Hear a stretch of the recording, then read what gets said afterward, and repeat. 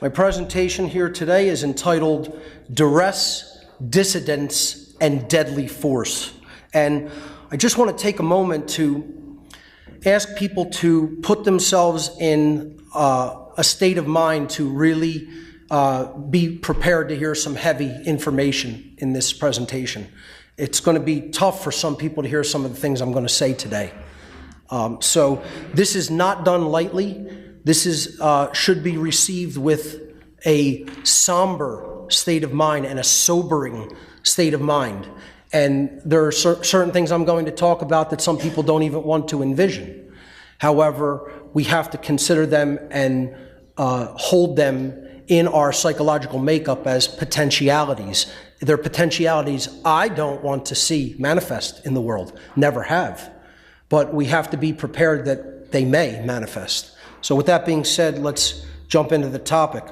I dedicate this presentation in its entirety to the memory of Samuel Adams. Samuel Adams, perhaps more than anybody else, is the person that I historically, personally identify with, because perhaps single-handedly, this man began the American Revolution. He was probably the most influential soul of that time period as far as bringing people to action. He exercised the call to action more than anyone else. He was called by the British the chief conspirator. As a matter of fact, the American Revolution was referred to by some people in England and some of the Tories in America as the Adams conspiracy. John Adams, when he traveled to Europe, was often asked, especially when he went to France, "Are you the famous Adams?" And he had to respond, "No, I'm not. That's Samuel Adams." So Samuel Adams said, "The truth is, all might be free if they valued freedom and defended it as they ought." Freedom has to be valued and defended. And that is why we're in the situation that we are in as a people, because truth isn't valued and defended enough. So this presentation is not for very young people, not for children, and it's certainly not for the easily offended. So if you have that sensibility about you, now's the time to leave. I think no one here will be easily offended. I think, we're all in the room because we recognize the information that I'm about to speak here today is vitally important to understand.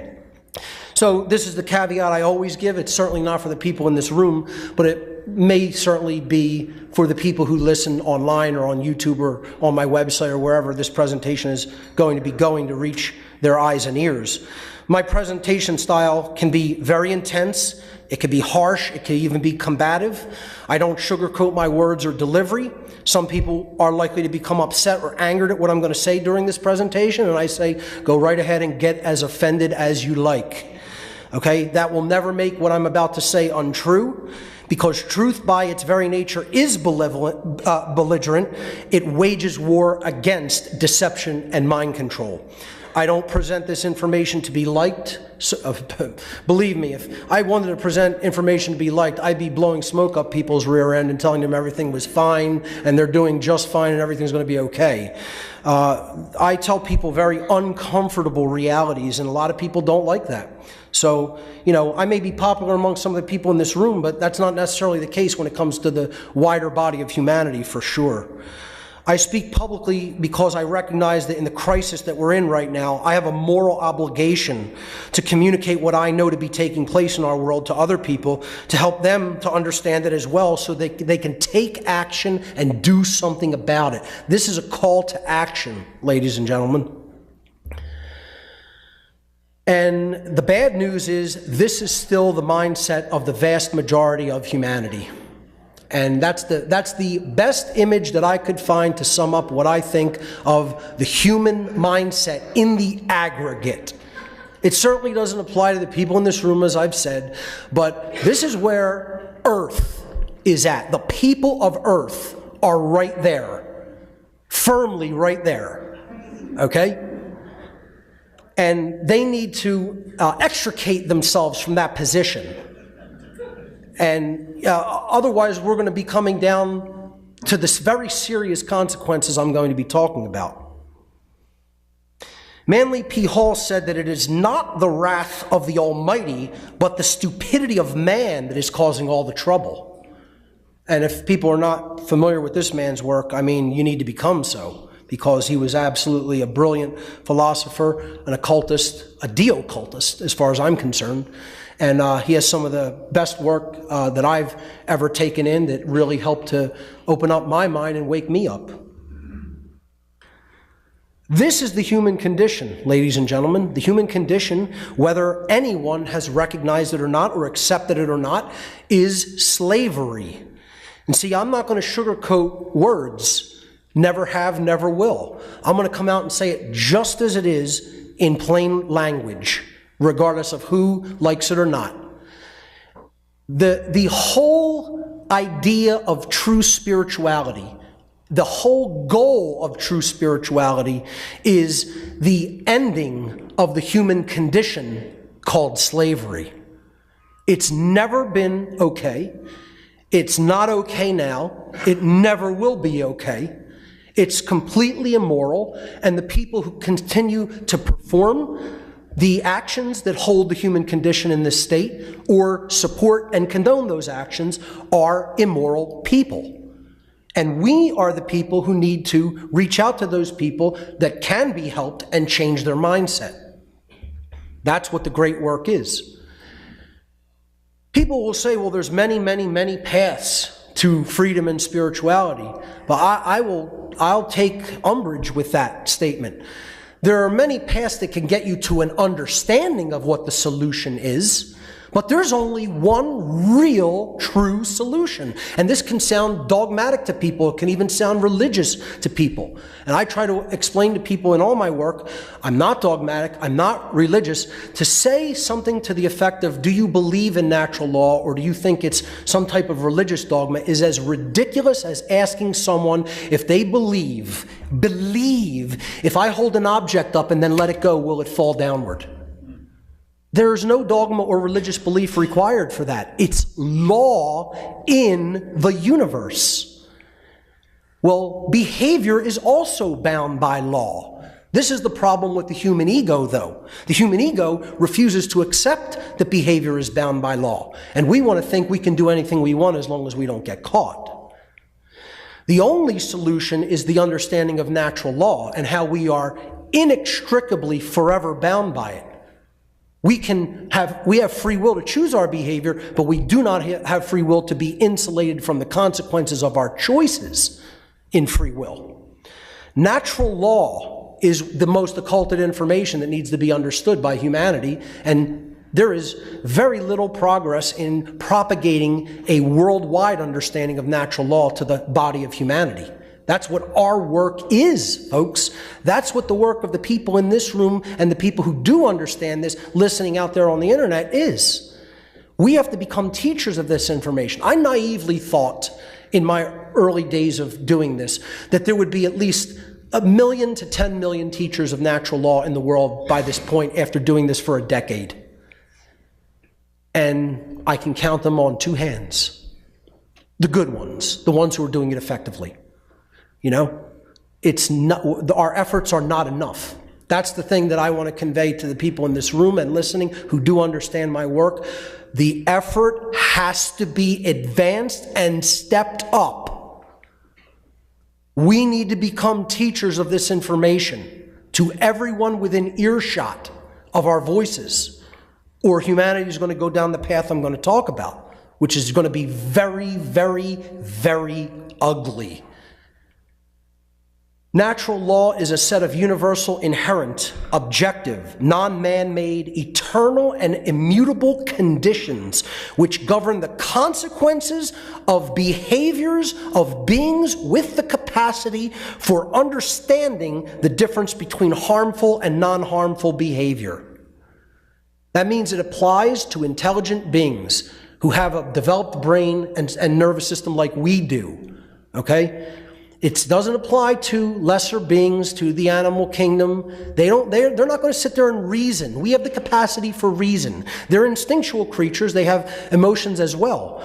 But we have higher thought functions. That's why natural law applies to us. The behavioral laws of creation apply to humans and more advanced beings, because we have the capacity for understanding morality. A worldwide common sense understanding of true objective morality and the laws that govern behavioral consequence is the only true solution to the current human condition of slavery. For as long as humanity remains ignorant of the occulted knowledge of natural law, it will remain enslaved. And that is by law, by universal cosmic law. By no laws of man will it remain enslaved. It will be enslaved by the laws of creation. For those who are not familiar with my work regarding natural law, I absolutely encourage everyone to watch my 3-part video series called Natural Law, the Real Law of Attraction and How to Apply It in Your Life. That's for free on my website in the videos section, or you can get a hard copy here, or you can get a hard copy on my gifts area of my website.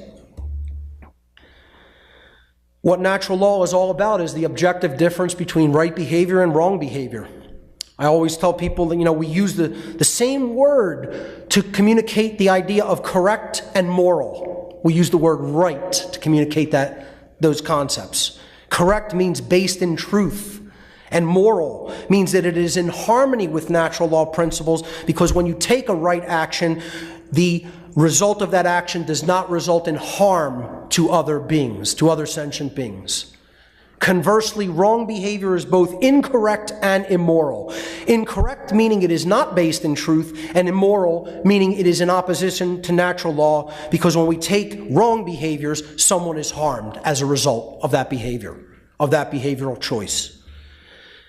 The problem is, folks, most people still in the year 2018, sad as though it may be to say, cannot properly define a right. They cannot give you the definition of what a right behavior is. And that's why we're losing our rights.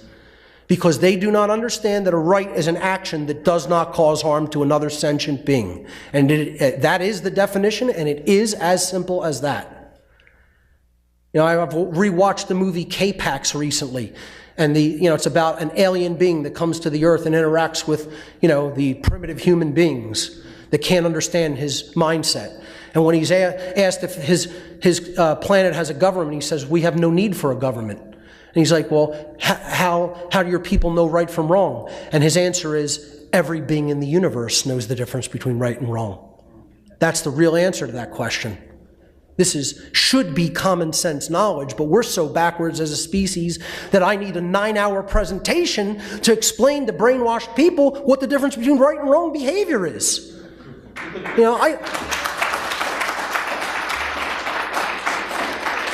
I've said in past presentations, sometimes I sit up at night and laugh at the ridiculousness of what I do. Really. I laugh at how ridiculous having to present basic information like this is. And yet the majority of human beings, it's falling on deaf ears. The following actions are examples of the initiation of aggression against others, which is what all wrongdoings are. These actions are violations against natural rights and therefore constitute violence. Murder, assault, rape, theft, trespass, and coercion. And you could think all you want about any wrongdoing that can possibly be committed. I've challenged many people to do this, and you will recognize every single wrongdoing that can be committed against another human being is a form of theft. There is only one wrong, theft, in one form or another, and there is only one law in the universe. Don't steal. That's it. Every wrongdoing comes down to an act of theft. Provably. Murder is the taking without just cause of the life of another, which does not belong to you. Assault is the taking without just cause of another being's physical well-being, which does not belong to you. Rape is the taking of another's free will sexual consent, which does not belong to you. Theft is the taking of property, physical property which does not belong to you. Trespass is the taking of the security of another person in their domain, in their dwelling place, which does not belong to you to take. Coercion is the taking of another being's free will, which does not belong to you to take. Every wrongdoing is a form of theft. There's no wrongdoing anyone can think of that is not a form of theft. Natural law versus man's law. Natural law is based upon principles and truth which are inherent to creation. Man's law is based upon dogmatic belief systems which are the constructs of a diseased mind. Natural law is only ever harmonized with due to knowledge and understanding, or not harmonized with due to ignorance. Man's law, on the other hand, is only complied with due to fear of punishment. Natural law is universal. It exists and applies anywhere in the universe regardless of location. Man's law differs with location based upon the whim of the legislators who are making up these decrees and commands. And that is a form of moral relativism, the idea that we can decide what right and wrong are, that they are not objective and inherent to creation because they are based upon actions.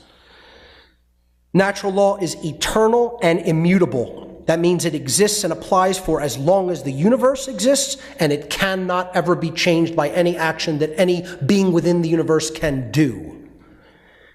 Man's law, on the other hand, changes with time based upon the whim of legislators, which is also moral relativism. If a man-made law is in harmony with natural law, it follows logically that it is redundant, since it is stating a truth that is inherent, pre-existing, eternal, and self-evident, or it should be self-evident. Therefore, man's law is both irrelevant and unnecessary. If a man-made law is in opposition to natural law, it follows logically that it is both false, meaning it is incorrect, and it is immoral, meaning it is harmful. It results in harm to other beings. Or in other words, it's wrong. Therefore, man's law that is in opposition to natural law can never be legitimately binding upon anyone. Therefore, I say throw all of man's law out. We don't need it. We only need to understand and bring our behavior into compliance with natural law. That's it. And then we would experience a society based in freedom. Because as we engage in moral behavior, a society in the aggregate becomes more free. And as we engage in immoral behavior, a society in the aggregate becomes more enslaved. That is the natural law of freedom. There is a law that governs the freedom of a whole society. As morality increases, freedom increases. As morality declines, freedom declines. There's only one true divide in all of humanity. Only one thing that really separates human beings into two groups. This is what I call the true dialectic or the true divide. There's only one divide that separates humanity into two distinct types of individuals. The criterion for this divide is whether or not an individual believes in the concept of authority and therefore believes that there is legitimacy to slavery. Because that is what authority is. That is what the belief in authority is. It is the belief in the legitimacy of slavery.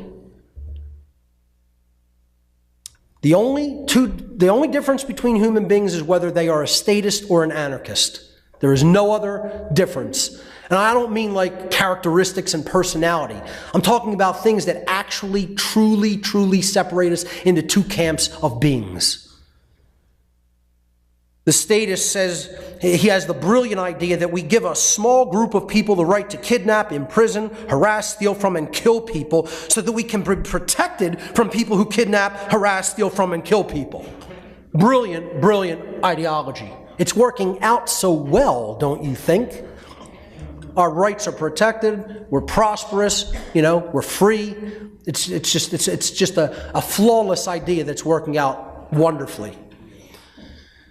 I have told this anecdote in the past. I was looking for a picture of an anarchist, and you're not going to see any pictures of people in the quote-unquote anarchist movement. I'm not going to single out anybody, least of all myself, to put a picture and say they're the quintessential anarchist.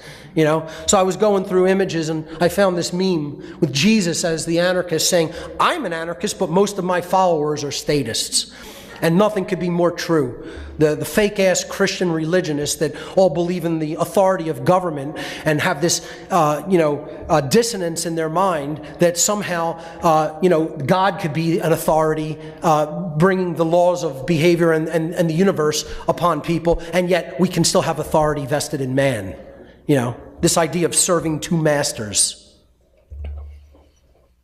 A statist is an individual who erroneously believes that there is such a thing as authority vested in certain human beings, which magically gives them the right to rule over other people. This, quote, authority means that certain people who we call government, the masters, have the moral right, quote unquote, to issue commands to those whom they rule, and those under their, quote, jurisdiction, which literally means the law is what I say it is.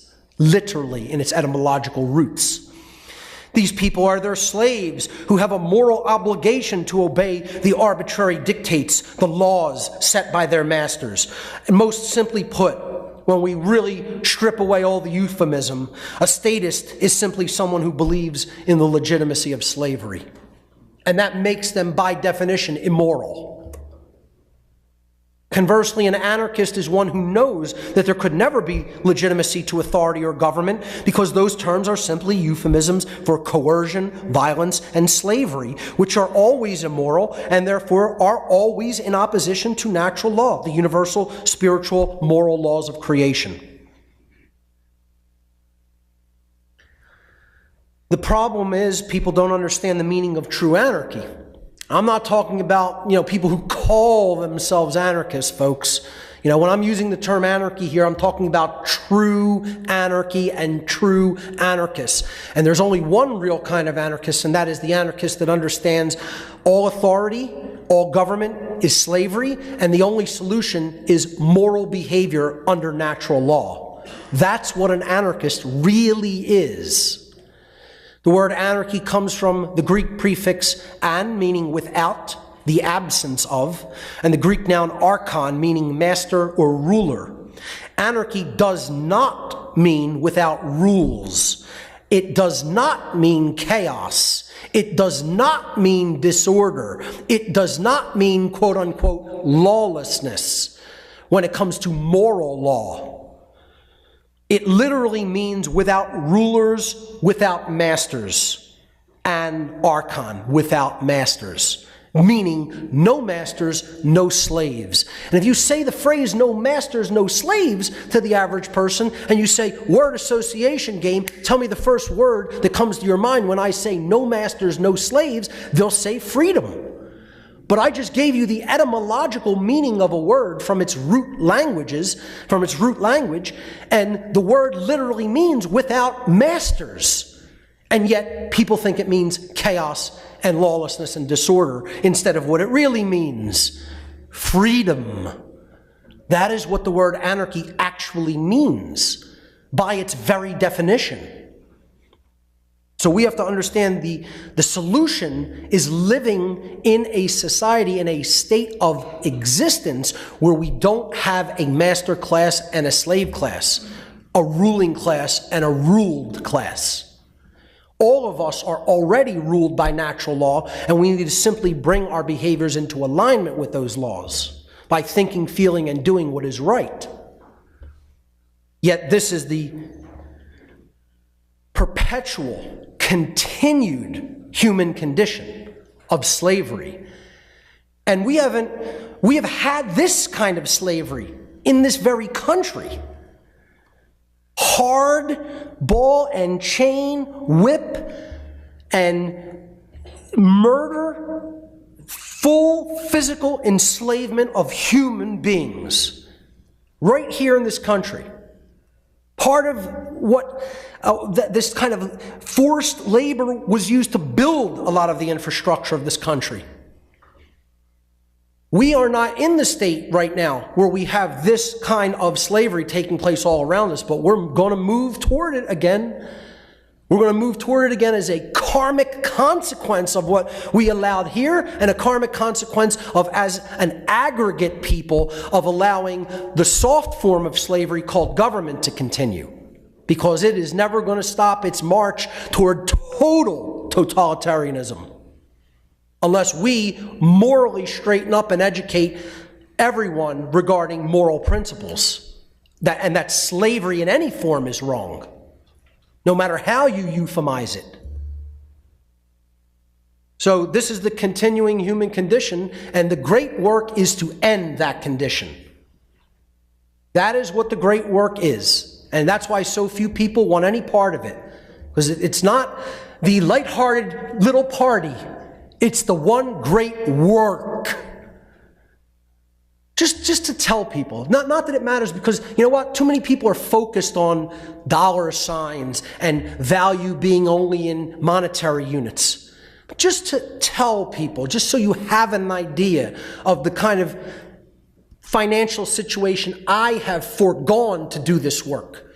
I actually sat one day and calculated the amount of money that all of the work that I've ever done in What on Earth is Happening by man hours and the type of work that it is. I calculated the going rates and the amount of man hours that I've done in What on Earth is Happening. You want to take a guess of how much money I would have made if I would have been paid to do the type of technological work that I've done with What on Earth is Happening? $330,000. Try again, sir. $500,000. Try again. Way higher. Way higher. $3.5 million. I made $13,000 last year on What on Earth is Happening work. Yeah. No, I mean, seriously, like, no one should really clap about that, you know? Like I certainly probably should have made the former number instead of the latter one, okay? But what we do is we reward basketball players and football players and, you know, pop music artists, you know? That's what we reward and put up on a pedestal and reward financially, because that's what the people of this world find value in. People come up to me all the time, Mark, why aren't you doing way better? Why are you living like you're living? Why are you living so meagerly? You know, because that's how much people have valued this work in the world. And I don't do this for monetary value. I could care less. I'm going to continue to do this if it costs me money to do it, which it did initially in the initial years. You know? So that's not my motivating factor. My motivating factor is to end this condition. Too many people have this idea of, I have to be rewarded financially to do this. I liken it to somebody standing in a war ditch while the enemy is raining fire down upon them, and people are saying, here, take this weapon, fire back, and they're going, pay me first. It's that ridiculous. But it's just something that I wanted to say about what people find value in and what they don't find value in. And that's part of the problem. Slavery is a claim of ownership on your person, the product of your labor or your possessions in whole or in part. All natural rights are property rights. Understood properly, all rights are property rights. Because all wrongdoing is theft. It's the taking of some form of property. Understanding this is fundamental to understanding the condition of slavery. We all own ourselves and have the right to live freely and exercise our natural rights, provided actions we perform do not infringe upon another person's rights. Anyone who dares to try to stop people from living within these natural rights is making a direct claim of ownership upon that other being, which is the very definition of slavery. Those who do this or condone this are tyrants and should be treated as such. This is no light matter, ladies and gentlemen. That's why I told you, get into a somber, serious mindset about the topics I'm going to talk about and discuss today, because this is extremely serious and should be taken as such. The people who are doing what they are doing have no right to do these coercive and immoral behaviors and conduct them upon the human population. And we have every right to end that state. And ladies and gentlemen, get as offended by this next statement and slide all you want, but here are the enforcers of slavery in the modern world. The police and the military are the enforcers of slavery. I don't care who you know that's in the police or military. I don't care who you like that's in the police or military. I don't care what kind of relationship you have with people that are in the police and military. I will look any member of the police and military in the eyes directly to their face and tell them that they are the enforcer of worldwide slavery. Because that is the truth. They work for the interests of the ruling class and the dictates of the ruling class. Period. The end. And until these people walk away from their immoral jobs, humanity is going to remain enslaved, or it's going to take something that is going to be extremely negative and ugly for everyone to end the condition of slavery, which I don't want to see it come to. The great work is to get these people to quit their cult. That's what the great work is. It's to get people to quit these cults, because that's what they are cults. They're satanic cults. And to get the people who condone these cults to stop condoning the behaviors of these cults.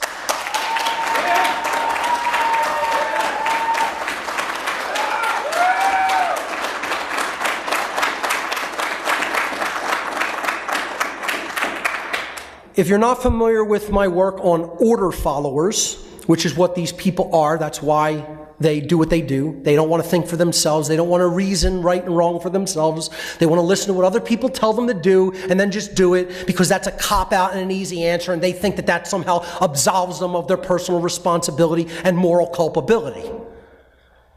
I put out this a few years back called The Cult of Ultimate Evil, Order Followers and the Destruction of the Sacred Feminine, which is the true heart-based care energy within all of us, which gets murdered in these cult members so that they can go out and perform the behaviors that they perform like the automaton robots that they are.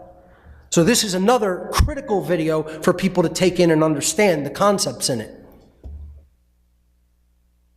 The police and the military are the modern equivalent of house slaves of the Civil War era period. They are the people who are keeping the system of slavery in place. And they do this through duress, which is the first part of the three parts of this presentation: duress, dissidence, and deadly force. Part of the problem in the non-recognition of the human condition of slavery is most people do not understand what the condition of duress is and why it is so immoral to conduct upon anyone. I'm going to explain what duress is. And these enforcers of slavery are continuously conducting duress upon other beings. And they have no natural right to perform duress and keep other people in a state of duress. And the people who are under this state of duress have every right to end it by whatever means they choose to end it. They have the right. Now, see, I want to make it clear today, I'm not suggesting a direct course of action to anyone. I'm just trying to explain to you what your natural rights are to do. You might be perfectly within your natural law right to take a behavior and yet still die because you take that behavior. To do the right thing is not always the safe thing to do. I'm not talking about what's safe in this presentation. I'm talking about what's our right to do, naturally and inherently in creation. Is it a right or is it not a right? That's all I care about. I'm not talking about whether negative consequences will be rained down upon me by brainwashed cult members if I perform the behavior that I have the right to perform. I'm just trying to conceptually have you understand that the right to do a specific behavior to end duress exists in nature. So let's look at what duress is. Duress is a condition, a continuous condition of coercion, of the free will of a being or group of beings by another being or group of beings through threats of violence and or actual acts of violence if those being coerced do not comply with the decrees or commands they are given. That's what duress is. It's someone saying to you, you will comply to my decrees or commands, or I threaten you with violence if you don't comply. That's the condition of duress. When people are held in the condition of duress, they are unlawfully, and I mean unlawfully not by man's law, but by natural law, prevented from exercising their free will to engage in rights which they actually possess, and or they are coerced through threats of violence to perform behaviors against their free will. Meaning if they don't do something, violence will be conducted upon them. Or if they do something that the masters tell them they must not do, violence will be conducted upon them, even if that behavior is one of their rights. That is what duress is. That's what duress always has been. That's what duress always will be. And every single individual in this room, listening on video, and in the entire world is living in the condition of duress, whether they know it or not. I am under duress. You are all under duress. Every person here is living in a state of continuous duress. And there is no one on this planet that has the right to hold anyone in the condition of duress. And every person held under the condition of duress has the right to end that condition immediately upon its beginning, by whatever means necessary to end it. That is our natural law right, our birthright. So why do people make the distinction between people who put other people in duress as common thug criminals or mafia types, robbing people directly on the street, or demanding protection money to allow them to keep operating a business? They separate those people from the people who are saying, you can't exercise this right without my approval, or if we find you doing this particular behavior that we told you can't do, we're going to come and shoot you or strangle you or do other kinds of violence unto you. Yet our society somehow is so brainwashed we make this distinction. We think that one group of people is not holding someone in duress, namely the police and the military and the government officials, and yet the common street thug or the common mafia enforcer is holding people in duress without right. Well, news flash, everyone, there's no difference between the states of duress in these images. Because if you believe certain people have rights that other people believe, you don't understand truth, you don't understand morality, and you don't understand natural law. Every one of these instances in this slide is a criminal act that the person has no right to perform as an individual. So what's the difference between a police officer and a strong-arm mafia enforcer? Nothing. There is no difference between them. They are both common criminals.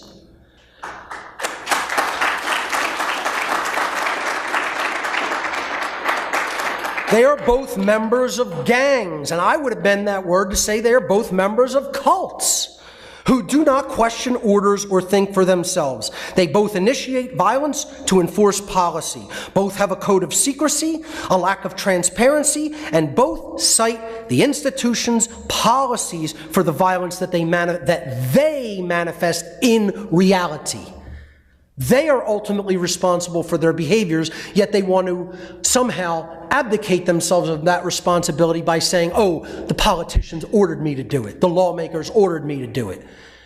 It doesn't matter who tells you to do something that's wrong. If you did it, you're responsible for the harm. So, we look at mafia crime, right? And this is big in where I come from.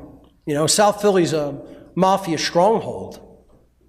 Almost everybody I know knows somebody that's been involved at some point or another in mob syndicates, So let me ask you a question. They're all identified with the gang, the mafia, the mob. Does that mean that the person who's the bag man running drugs or running number tickets or, taking bets or something like that, isn't identifying with the same gang as the person who actually conducts a hit? You could argue, well, one's exercising one level of violence that's very high, and yet the other is simply on the team that's condoning that violence. They may not be performing an act like the ones at the bottom, but nonetheless, they're condoning it because they're on the same team and they're still helping the people who are doing that. You know what that's called? It's called a complicit gang member. Or, I would word it, a complicit cult member. They're just as complicit. The lower level people involved who are supporting the institution that runs their behavior are just as complicit as the murderers in that institution. It's the same thing with any institution. You could look at normal common street gangs. I mean, this is big on the West Coast with a lot of gangs. It's big in Chicago with gangs. New York, to an extent as well. Philadelphia gangs are a little bit to a lesser extent, but major U.S. cities have problems with gangs. Okay? Now, we will look at their actions and say, well, hey, what about the lower ranking gang member who is just out, selling a couple of bags of cocaine on the corner? Well, they're still identified and are a lower level member of a gang that's conducting violence. They're conducting this violence for territory. They're conducting this violence for the right to operate within the region that they're operating in. Hence why it's called a gang. They control territory that they operate in and try to keep anybody out from that territory. It doesn't matter what level of involvement they have. They're involved with a gang that is violent, and therefore they are complicit in the violence that is backed by this gang. Well, that's one thing. Yeah, exactly. The people who are actually doing organized crime, no one thinks they have a right to do this organized crime. Correct. No one would think, hey, the gang members have this right, the mafia has this right. You wouldn't think that, yet people believe government has these rights to conduct violence upon people. So again, you look at some of these behaviors that are conducted by the cult of ultimate evil, namely the segment of that cult called the police. Look at the kind of violence they conduct, throwing a paralyzed man out of a wheelchair because he didn't stand up upon command. Ripping a school child out of a desk violently, almost breaking their neck by turning their chair over backwards. Pepper spraying student protesters in the face with 2 million Scoville pepper spray. Kicking a handcuffed woman in the back of the head with a round kick. That's a big man right there, boy. Yeah, that's exactly right. That's exactly what that is. A fucking coward. That's exactly what that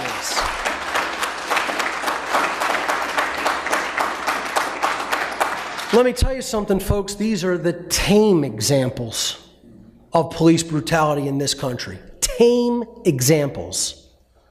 Now, you look at the desk guy with the happy smile on his face. Oh, and notice the stormtrooper in front of him. He thinks that's one of the people he should be, modeling his behavior upon. Yeah.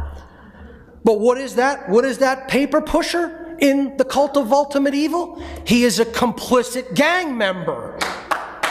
That's what he is. Just like the bag man in the mob, just like the lower level gang member selling some cocaine on the corner. Doesn't matter what your level of complicity in the violence is. You're complicit in the violence. These people are destroyed at a soul level. They're husks. They are spiritually dead husks. People will say, oh, Mark, you're dehumanizing people. No, I'm trying to tell you how spiritually destroyed a human being can become. And you know what? We have to understand, not all of them are going to be able to be reached with words. Not all of them. We may be able to reach many. That's what our job is to do. I'm saying we have to step up the effort more to reach people with reason and words and morality, an understanding of morality.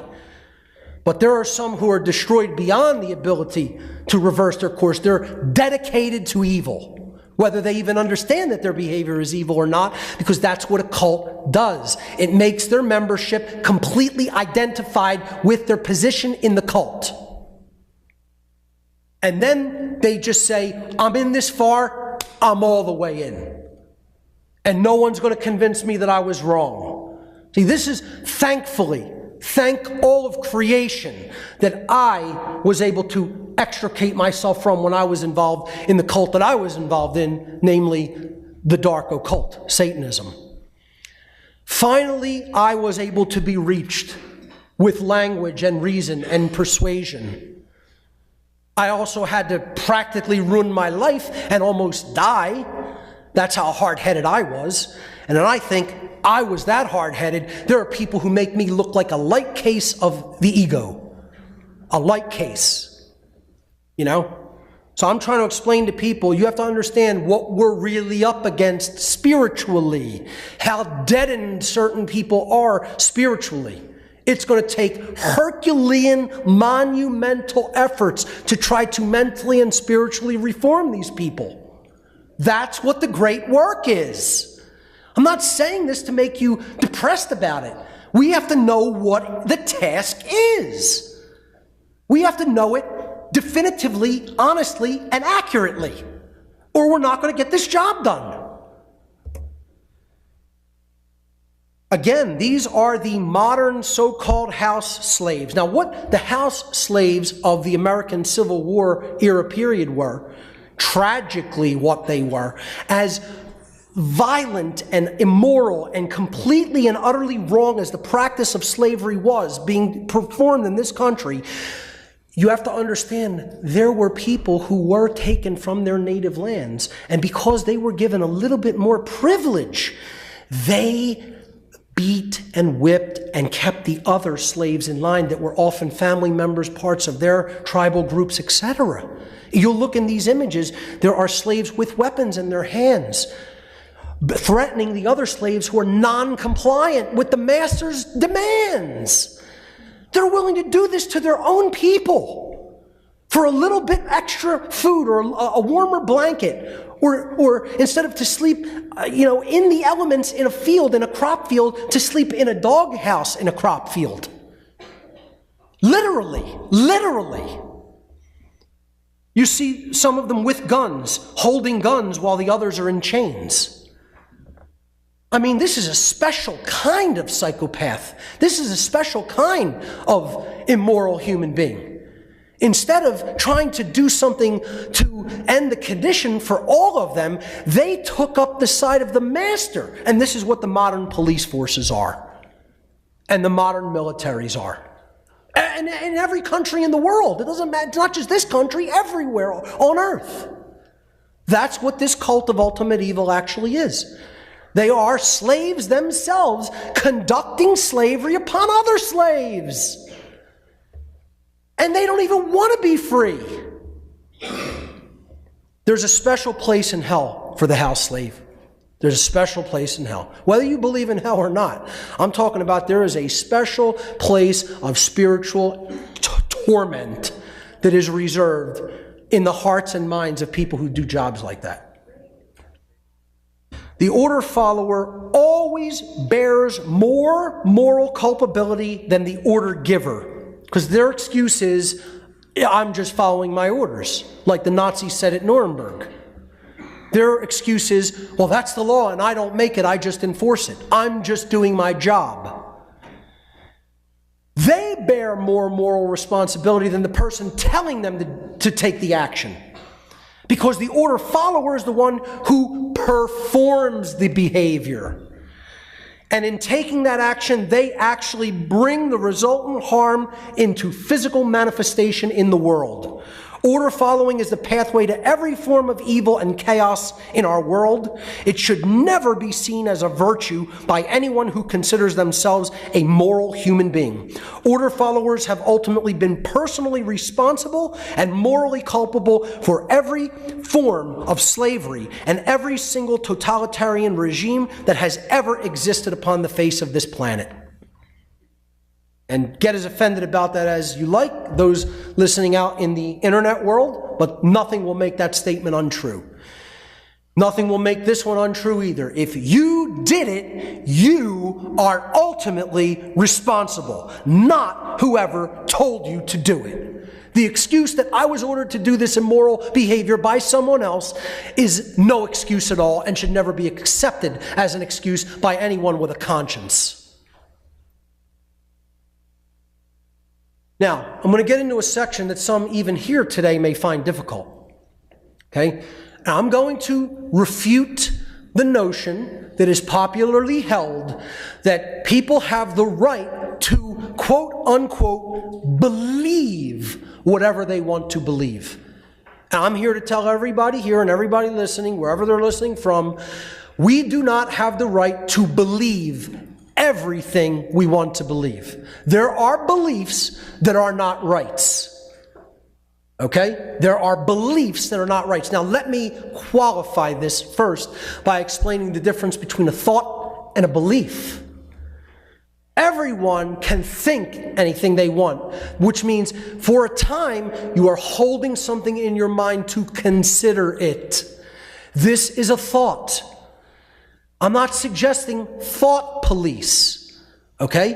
What I'm saying is, since we have the capacity to reason through our thoughts, when you come to a completely erroneous, immoral, and incorrect conclusion by using your thoughts, and then you harden and compress and harden those thoughts into a belief structure, that is when they cross the line between thought and belief system.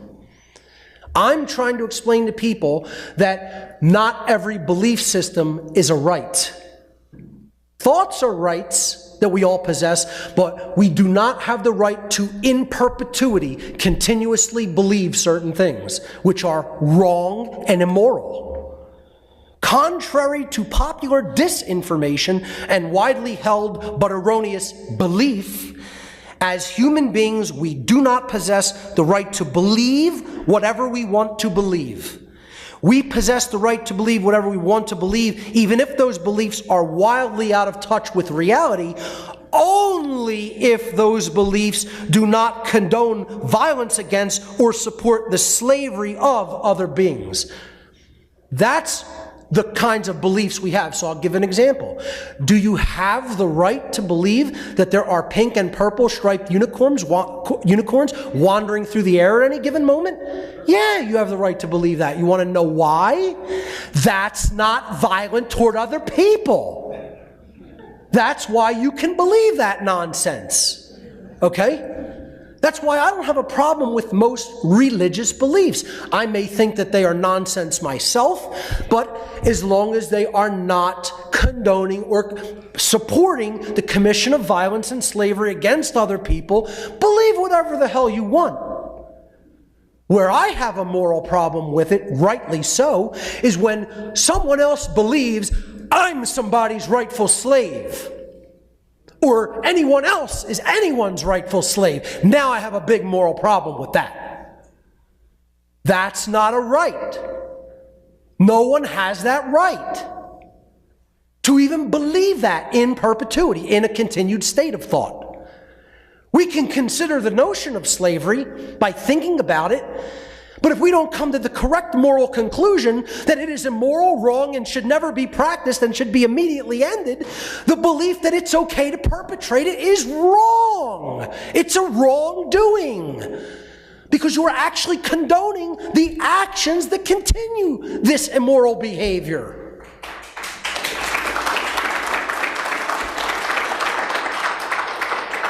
Would people in the southern colonies have had the right to continue to believe that the practice of owning black slaves in the South was a right?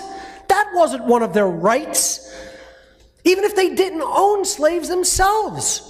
How many people owned slaves in the Civil War era period? And when slaves escaped from the forced labor camps called plantations they were forced to work on, when they escaped, the person would have tried to capture them and bring them back into captivity, because they believed that this was a legitimate condition of owning other people. They had no right not only to do those behaviors, but to even believe in the legitimacy of the condition of slavery. No such right exists, and never has. Sorry, let me go back a slide. To believe government is legitimate is to believe that slavery is legitimate, and that is not a right.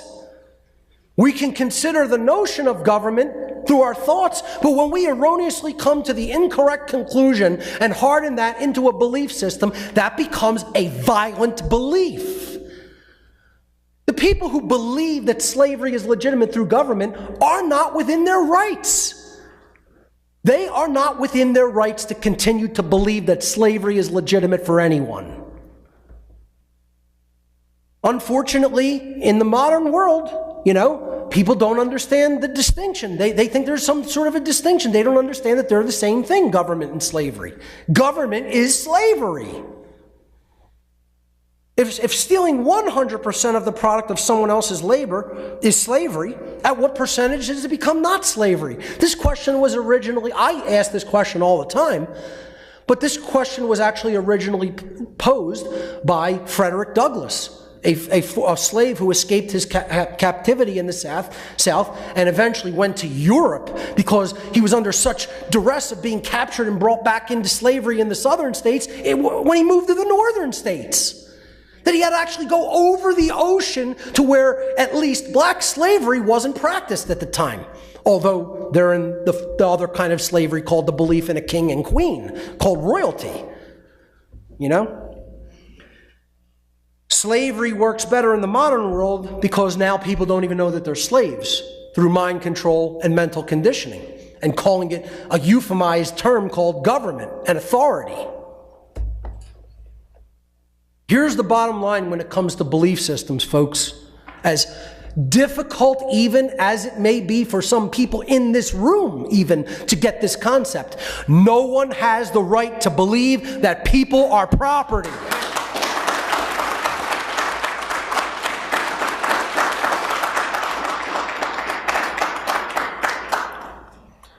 In addition to that, no one has the right to believe that slavery is legitimate for anyone. And now, I'm going to take it a step further. Really pay attention to this one, because here's where people are really in wrong belief, who are refusing to get this message and wake up. No one has the right to believe that slavery is legitimate for anyone, including themselves. This is a big thing you hear even in the freedom movement. Well, if other people want to be slaves, that's their right. No, it's not. No, it's not. No one has the right to believe that they are rightful slaves. Do you want to know why? That belief perpetuates the belief in the legitimacy of slavery, which is also not a right. You don't have a right to believe that you're the legitimate slave of another being. There is no such right in nature. Never has been. We have to abandon this erroneous notion that somehow government is legitimate and a ruling class and a slave class is legitimate through the idea of authority, this erroneous notion. And I think Samuel Adams, again, who is my heart and soul of a dissident, Samuel Adams, who rode on horseback from Boston to Philadelphia to speak at the Pennsylvania State House and urge for a physical rebellion against the tyranny of the crown. Without that man doing that, the American Revolution may have never happened. And I'll tell you something, it's probably the closest thing to a divinely inspired holy act that has ever taken place on this planet.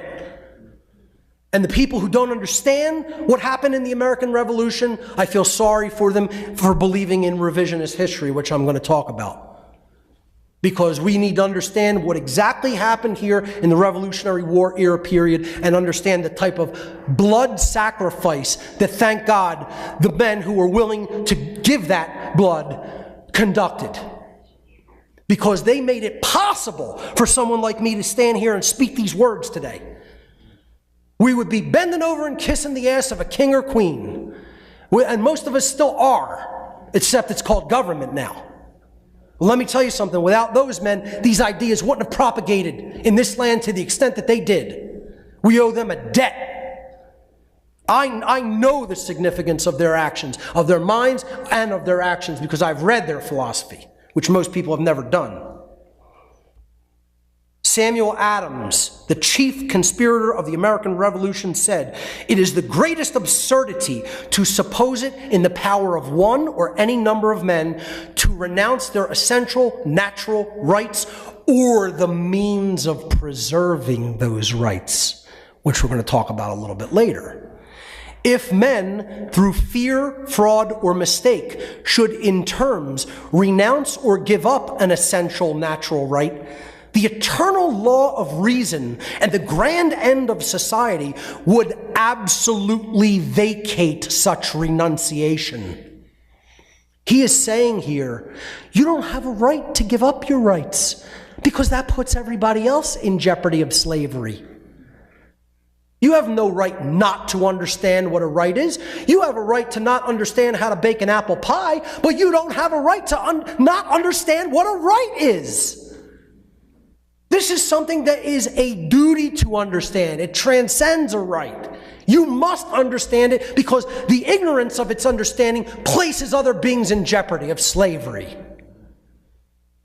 And he's saying if somebody says, I'm the rightful slave of another, the society itself simply vacates that abdication of a right and says, no, you do not have a right to abdicate that. It's not only a right, it's a duty and a responsibility that you can never shirk, actually, in nature. You can only make the claim that you're going to shirk it, but you can't really do that.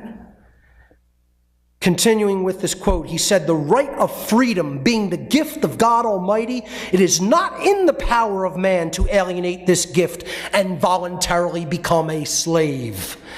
That's why they don't want people reading the Founding Fathers' writings. They might get some crazy ideas that they're free and not owned by others, and don't have a right to renounce their freedom. That wild idea might break out, and freedom along with it. Yeah, they don't want you reading these man's writings. Certainly not. That's why they're going to pull them from school, and that's why they're going to propagate these Marxists, these neo-Marxists, and these absolutely outright communist ideas that somehow these were evil men. And the people who buy into this psyop don't know their history at all. At all. Contrary to popular disinformation and widely held but erroneous belief, as human beings, we do not possess the right to be apathetic about whatever we want. This notion that I don't care whether we are enslaved is also not a right. You have a right not to care whatever popular celebrity of the day, what fashion they happen to be wearing. Because I certainly don't care about those things. And that's my right not to care about them. I personally don't care about what's happening in popular sports or popular music. Couldn't give a damn, couldn't care less.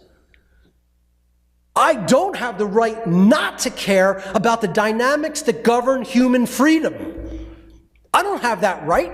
Why? Because refusing to understand it is putting other beings in jeopardy of slavery. There is no such right not to understand our rights or say, we don't care. I don't care what a right is. I don't care whether society is enslaved. My own grandmother on my father's side of the family looked at me in the face one day and said, I know that we're all enslaved and I don't care. I'm like, you have to be kidding me.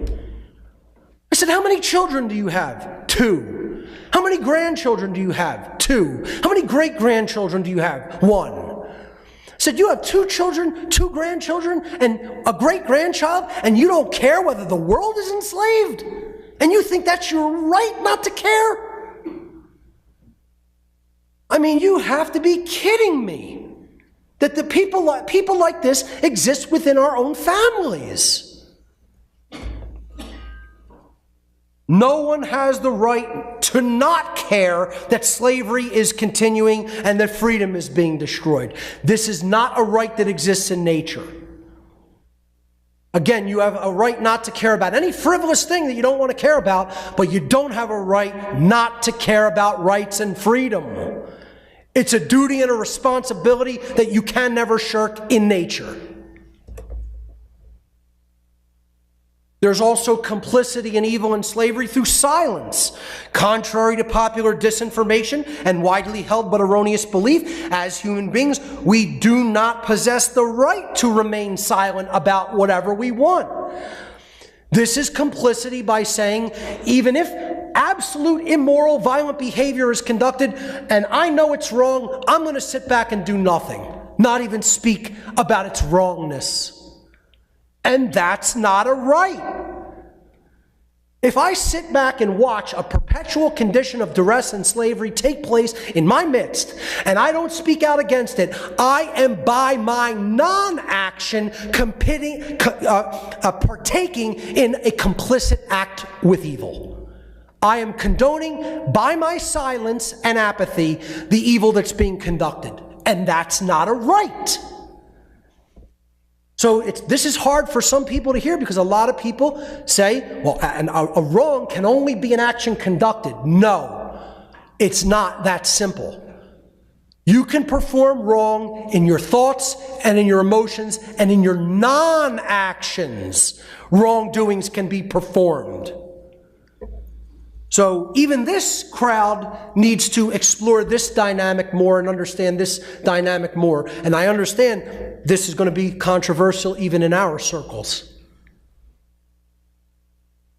We possess the right to be silent about whatever we want only if that silence does not diminish the rights and freedoms of others. In other words, it is not a right to remain silent about the ongoing condition of human slavery. Not a right. By passively accepting evil and remaining silent, we are participating in the evil. Those who through their silence allow evil to be done unchallenged are just as immoral as those who are doing it. And the meme here that I found on the internet says, when freedom is at stake, your silence is not golden, it's yellow. See, that's where we find most of our friends and family members. Some of my friends and family members will say, oh yeah, I recognize this is going on, but I want no part in exposing it. I want no part in talking about it. You know, that's called being a coward. And being a coward is a bad person. Because we are already at war. And I'm not just talking about a spiritual or mental war. We are already at physical war. Physical war is being conducted upon the people of this country and the world. Now here's the actual result, folks. Here's the actual numbers. Think about this number in a war. If the media would be all over it. Over 10,000 Americans alone have now been summarily executed without trial on the streets of America since the massive 9/11 false flag ritual by the standing army invasion force known as the American police. And I put the word American in double quotes because they are nothing of the kind. They are trash, un-American, order-following vermin. And I'll say it to their face. 10,000 lives gone with no trial. That's called public executions.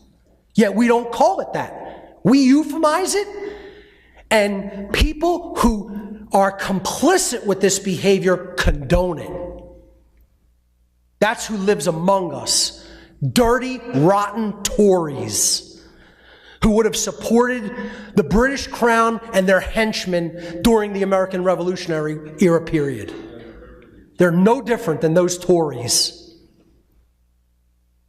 This is the standing army invasion force that the Founding Fathers warned us about. A standing army was repeatedly told to the public by the Founding Fathers and American revolutionaries that if you let a standing army rise up in your midst, all around you, you will have tyranny. And that's exactly what we allowed to happen. And this is who they are.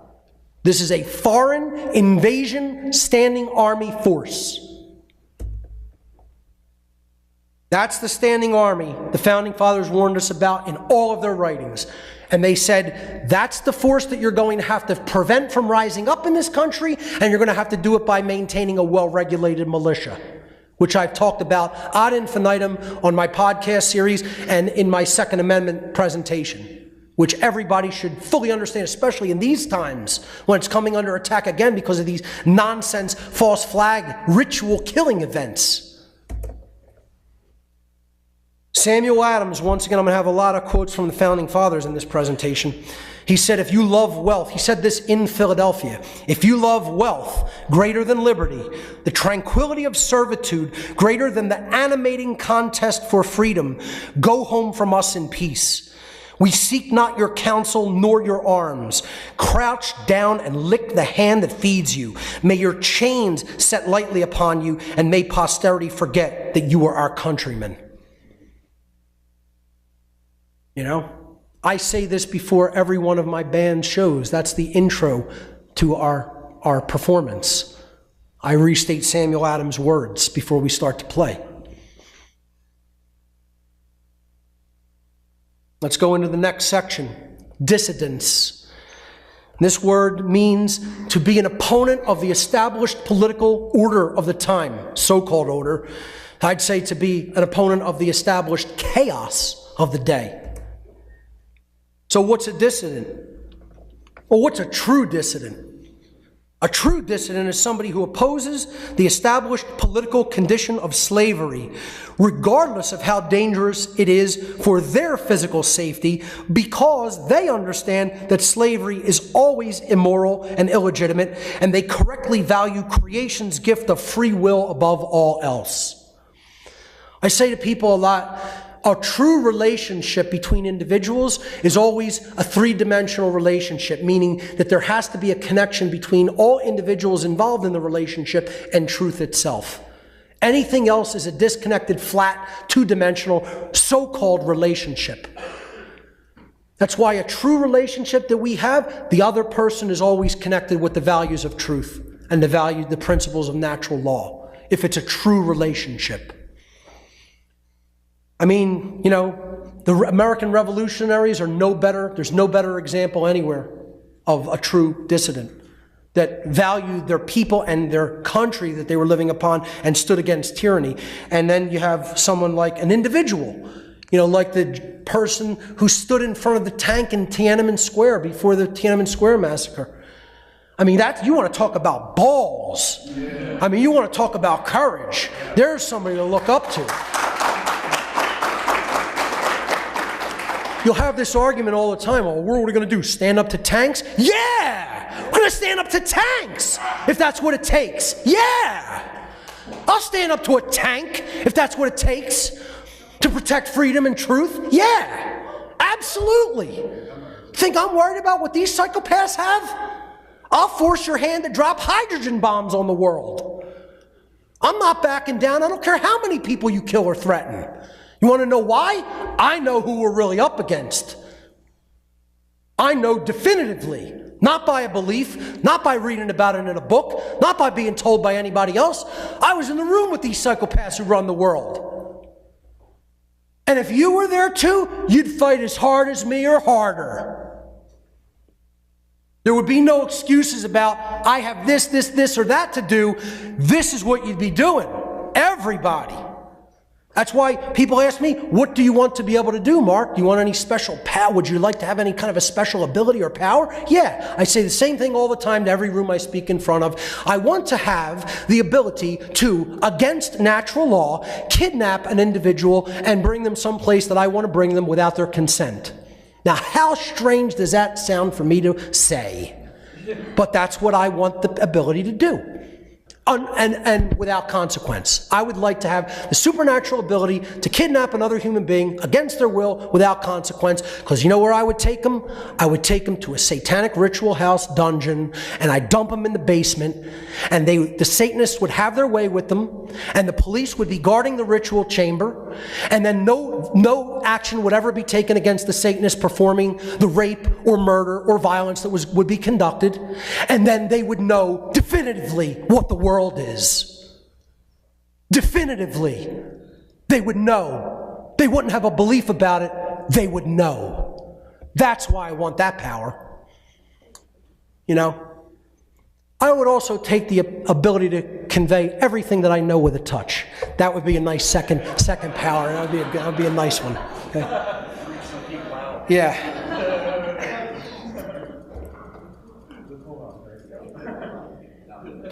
Let's look at some historical examples of dissidents throughout time in chronological order.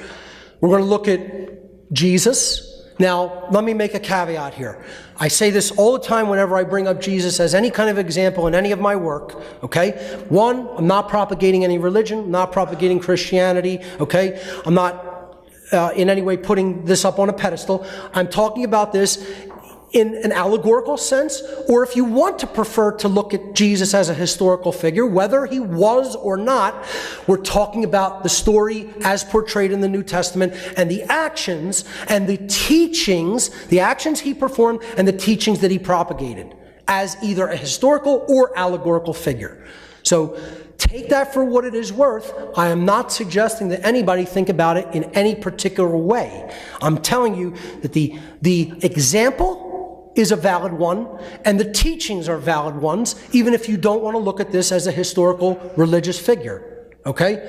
I'm going to simply refer to what the story in the New Testament tells us, what it portrays, what it tries to teach us, okay? So we're going to look at Jesus. We're going to look at, of course, the Founding Fathers and the revolutionaries who fought the American Revolutionary War. We're going to look at the black slaves of early America and the Civil War era period. And we're going to look at the anarchists of today. Again, I'm not going to particularly, focus on the image or visage of any particular anarchist, but just talk about the movement of anarchists. And this is a nice, I use this A with the circle around it like other anarchists do, but I put no masters, no slaves. Some of them put no gods, no masters. But I prefer to look at it as what real anarchy means. No masters and no slaves. There's no ruling class and there's no slave class. This is a great meme I found online. It says, "I am me. I am free. I declare my independence as a sovereign human being. I do not consent to be governed. I commit no crime as I harm no other. I do not subscribe to labels or dogmatic ideologies. I treat everybody as a brother or sister." That's what an anarchist is. That's what a real anarchist is.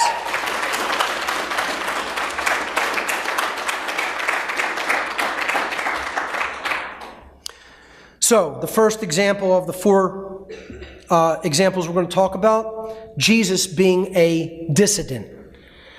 In the allegorical story in the New Testament of Jesus, he was a dissident who opposed the three major institutions of slavery of his day.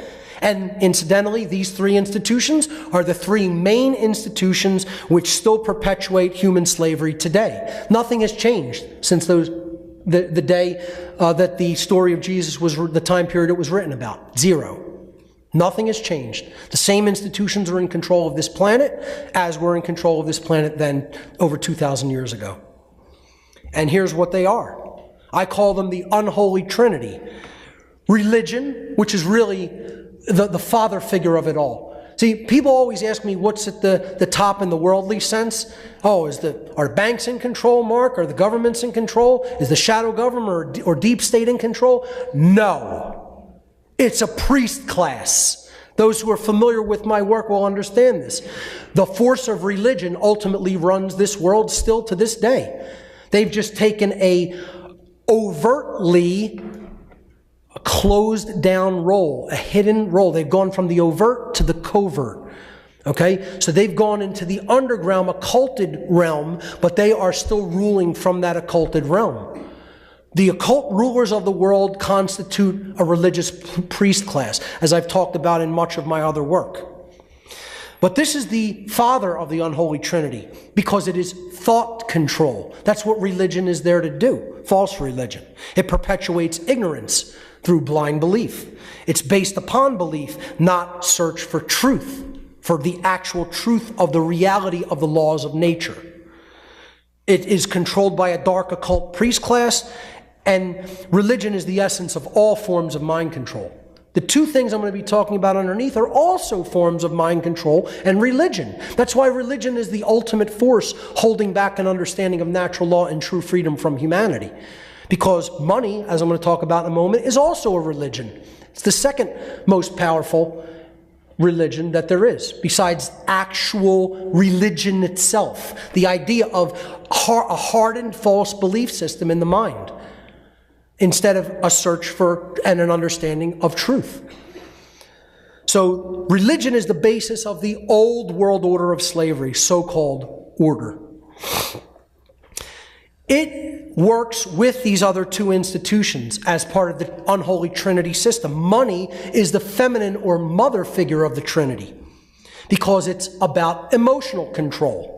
Just as religion is about the control of our thoughts, the control of what we care about is directed by the money aspect or the financial aspect of the unholy Trinity system of control. How many people continuously emotionally focus upon money almost all day, every day? This is what they have. This is what the main motivational force for behavior is in the world. This is what I just talked about in Acapulco at the Acapulco conference. Because you have a lot of monetary religionists there. I'm trying to explain to these people who are super gung-ho into the financial sector of things and how they want to, end the Fed and bring in cryptocurrency prosperity. Money is still a form of a religion. This is something that if it controls your emotions and this is what you focus on, instead of performing behaviors for the reason that they are simply the right thing to do, you're falling short of an accurate understanding of truth and morality. And that constitutes religious binding. The monetary system perpetuates apathy for truth. If there's no money to be made in it, why do it? It's the new God to which human beings now entirely devote their care, attention, and energy. I call money the ultimate religion, the ultimate form of a religion. It's the basis for the new world order, the dark new world order. The so-called order, but it's chaos and death. And these two institutions, religion and money, always work together to actually create the death. This is what the allegorical story of Jesus in the New Testament was about, the unholy trinity of religion, money, and government. Jesus went against the religious priest class first, the Pharisees and Sadducees, as I'm going to be explaining, then the temple money changers, which was the fiat currency bankers of his day, and then finally the Roman government had him crucified at the behest of father and mother.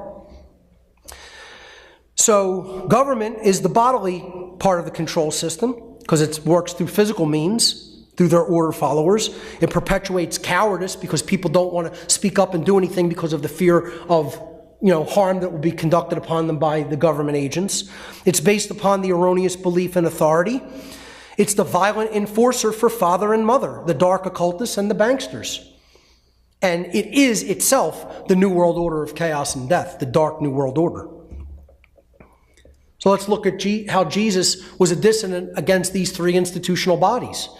Jesus was an opponent of the established religious priest class during his lifetime. He taught spirituality, which was in direct opposition to the worldview of the Pharisees and the Sadducees, the most powerful Judaic religious sects of his time. And he didn't do it so politely, folks. You read the stories, he was very vehement against these people and their very sketchy morality. They were so concerned with, dogmatic law in the Judaic religion and religious texts, but they weren't really focused on truly treating people as other free sovereign beings. True morality wasn't their real objective. Control was. And that's why he went against them. And if you really read the stories, he wasn't so soft-spoken about it. He told them just like it was. He wasn't afraid to speak his mind and say how it was. Again, you don't have to accept the historicity of the account given in the scriptural text, but the idea is to understand the allegorical principles therein contained so that we can learn a lesson from them. Jesus spoke out against the monetary powers of his day. He even took physical action against them in the famous biblical story where he drove the money changers from the temple in Jerusalem. And the money changers were the equivalent of the monopolistic banking institutions of his time. You can compare them almost to the Federal Reserve System, if you will, or the other central banks. He wasn't afraid to take out a switch and whip people in the ass if he had to. Because what they were doing was completely immoral, and it was fraudulent, and it was harming other people of their hard-earned resources, etc. And it was defrauding them mentally and spiritually as well, placing value upon money when it was supposed to be about morality. Jesus spoke out against the so-called authority of the Roman government, which was the most powerful governmental institution on earth in his time. Government was the institution which eventually convicted Jesus as a, quote, enemy of the state and ordered that he be murdered by crucifixion. So, he often said, render to Caesar that which is Caesar's, which is, people think that's so soft. He's talking about, let them have their crap. That's crap. And don't have anything to do with their crap. That's what he was saying the equivalent of in that type of language. People think it's a soft way of saying it, but in his time it would have been like, to hell with the government. Let idiots believe in that shit. Understand what is really, quote unquote, of God, meaning natural law, meaning true, objective, inherent, cosmic, universal morality, which is what he was attempting to teach people. Unfortunately, even with the power of the allegorical teachings, whether you believe he was an actual, rabbi of that time period and geographic location, or whether you think it was just a story written by human beings to try to attempt to convey morality to others, it didn't really work out so well, did it? Because we haven't been liberated from slavery yet. We're still in the same human condition that the people of that time were in then. Nothing has changed, which is why we have to step up the effort of the great work. Through the allegorical story in the New Testament, we see how all the institutions of slavery of Jesus' time, the same institutions of slavery that exist today, colluded to have him murdered with the consent of the brainwashed population. The government, the religious institutions. Here you have the religious and governmental institutions together, depicted in a cinematic portrayal of the events as depicted in the New Testament. And then Jesus was finally the murder was actually performed by the police of his time, the Roman centurions. I say to traditional Christians all the time, you do realize the police murdered Jesus Christ, do you not? And they look at me like I have snakes growing out of my neck, and big, huge, antelope horns coming out the top of my head. And I'm like, how could you read the same text that I just read and not understand that the murder of Christ was conducted by a collusion of religion, money, and governmental powers? And the actual assassination / murder / execution was conducted by the police that followed their orders to do it. could people who claim to be adherents to the Christian religion not understand that allegory? It's unfathomable to me that they cannot recognize the Roman centurions were the police and military of the Roman Empire during that time period. And if they were given the orders to do this and did it because they were following orders, people think that wouldn't happen today. If Jesus existed today and the police were commanded to murder him on command, they would do it in a heartbeat. Without questioning the motives of their masters one iota. And yet, people who call themselves Christians can't see it. They're a joke. They're fake-ass Christians, and they're a joke. And I'll say it to all the so-called Christians listening out there in internet land, you're a joke. You're fake-ass Christians. You're not real, true Christians at all.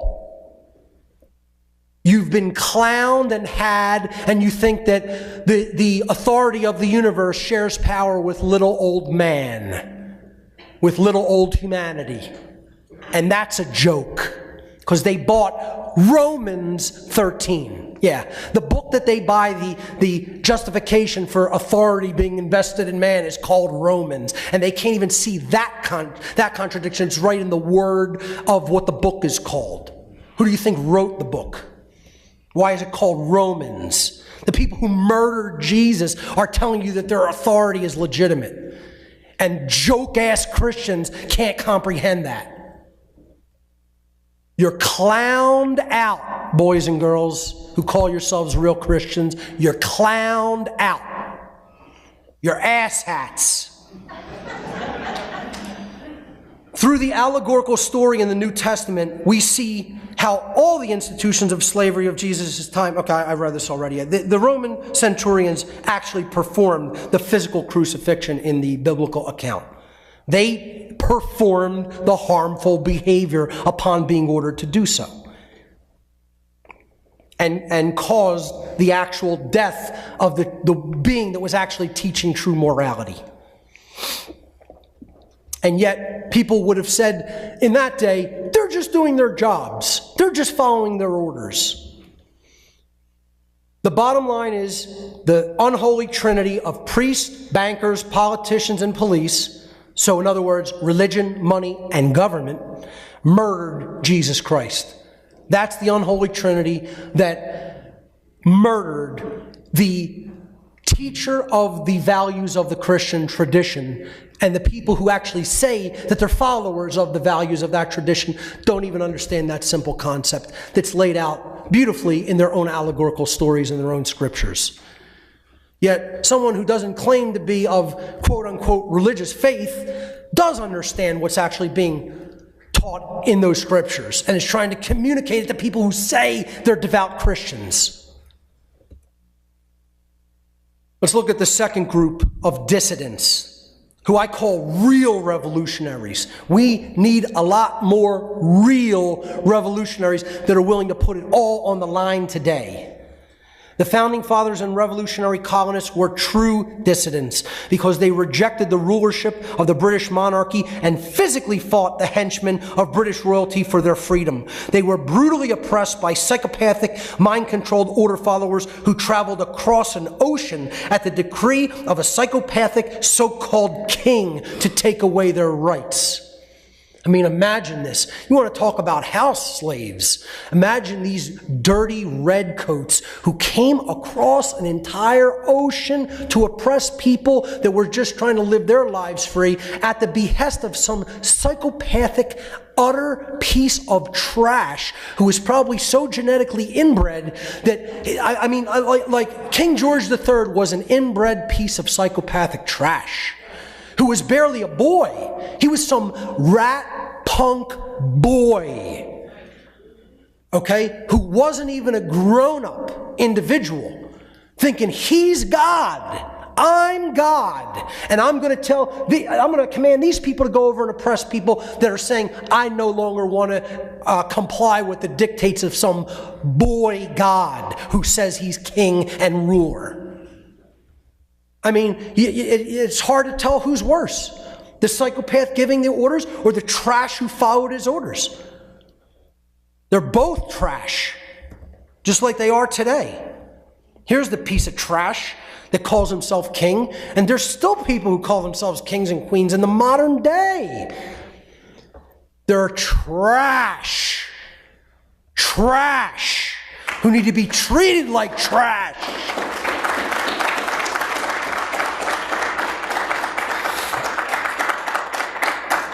The American colonists lived under constant duress inflicted upon them by the British soldiers if they didn't obey the king's edicts or hand over any of their hard-earned resources at the king's decree. They were oppressively taxed, prevented from using alternative currencies, and had their freedom of speech curtailed, their freedom of assembly curtailed as well, and had their right to self-defense through the ownership of firearms removed. That's what really started the American Revolution.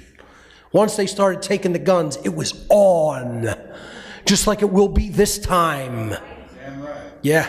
Know it like you know your name, boys and girls. Know it like you know that sun's coming up on the eastern horizon, whether there's clouds out or not tomorrow morning. Know it like you know your name. When they start that, it's on. You know, the people who really value their freedom are not going quietly into the night because some little children want to take away their ability to defend their rights. I'll tell you that with 100% assuredness, with 1,000% assuredness. In this country, you know, you're not going to get it done. You're not going to get that done without bloodshed. Forget what Jim Morrison said, up to your ankles. No, it's going to be up over the top of your head. And that's what I'm trying to avert with all my energy. I'm trying to help people avert that bloodshed because it's going to come if we don't wise up and start understanding natural law and teaching it as widely as possible. So that image below was of the Boston Massacre, where was really the true opening volley of the American Revolution, when British soldiers fired upon Americans in Boston. The Founding Fathers and American revolutionaries physically repelled a standing army among them because they had no option but to fight and kill or die to secure their rights and the rights of their posterity. We have already entered into a situation that may require the same necessary use of defensive force. There is an ongoing deliberate conspiracy to paint the American Founding Fathers as those who did not have the best interests of the people of America at heart. I would highly urge those who have subscribed to this erroneous view to research the powerful influence of the evil globalist think tank institutions that crafted this nefarious and subversive psyop, which includes the Frankfurt School of Germany, and the Tavistock Institute of Human Relations of England, and the Fabian Society of England. If you don't understand these institutions, you don't understand how mind control is propagated in the modern world. And you need to learn about them, and you need to understand their influence, particularly in our educational institutions, our so-called educational institutions, which are Fabian, socialist run, owned and run. And they are taking marching orders from Tavistock. And they are taking marching orders from the former occultists that ran the Frankfurt School and propagated communist ideals and outright fascist ideals. You know, in my band, we have a song called Socio-Fascist Communazis Fuck Off. That's one of our songs, you know, because people think they're so different, the forms of totalitarianism. Socialism and Nazism and fascism and communism, they're so different. Yeah, because they don't all want to curtail human freedom and control all the resources of people and put them into abject slavery and tyranny. No, they're all different. The left wing and the right wing are so different from each other. Two wings of the same predatory bird of prey. That one offends everybody when we play it. One of the main purposes of the PSYOP conspiracy to portray the Founding Fathers of America as quote-unquote the bad guys is to dissuade people from looking into the writings of the Founding Fathers, especially Thomas Paine and Samuel Adams, who wrote some of the highest consciousness philosophy ever written on this continent. I would also, in the Western Hemisphere, I would put Richard Wetherill up there as well. You know, as far as writing, I put Larkin Rose up there as well, you know. But these guys, I mean, you have to read their writings. You can't just hear the name and say, oh yeah, they were some of the Founding Fathers. You read their writings, you're going to understand why they're taking this out of the schools. They're not playing games. They don't want people to understand what these men thought and wrote. Another part of this PSYOP is to discredit the philosophy and writings of Thomas Jefferson, the writer of the Declaration of Independence, because he was a slave owner. While this was true, the Founding Fathers were no angels, they were not perfect men, they certainly had flaws and made mistakes and did things that were wrong. I am not condoning everything that they did, and I am not saying that they were angelic by any stretch of anybody's imagination. They were flawed men. They did not have all the answers, and many of them did not go all the way in consciousness to true anarchy and the understanding that all beings have the same rights to remain unharmed and unenslaved. So, while it was true Jefferson was a slave owner, he worked tirelessly to try to have the practice of slavery abolished in the colonies and in early America. And if you read his writings, he continuously puts forward as a theme how wrong and immoral slavery was. And let me tell you something. In the state of Virginia, where he lived, it was illegal and punishable by death to release a slave in the state willfully, because they actually did not consider them human beings and looked at it as you are going to unleash an animal upon our society. That is how fucked up their thinking was. You could have been jailed forever or put to death by the act of releasing a slave. Now, I say, whatever, it still should have been done. He still should have done it. I'm not making an excuse for why he didn't do it. He made a verbal contract upon traveling to the Second Continental Congress just before he left that upon his return he would free his slaves, and he worked tirelessly to do that. He was involved in different anti-slavery abolitionist coalitions, and he constantly advocated for this in the state of Virginia. You know, it's a very interesting story about the Declaration of Independence. You have to really understand the clashes that happened during these committees. You know, the southern states were very, very, very vehement about keeping the slavery practice in place. So Jefferson called the practice of slavery a moral depravity and a hideous blot upon society, and continually worked toward abolition. He even wrote anti-slavery clauses into the original Declaration of Independence, the original writing.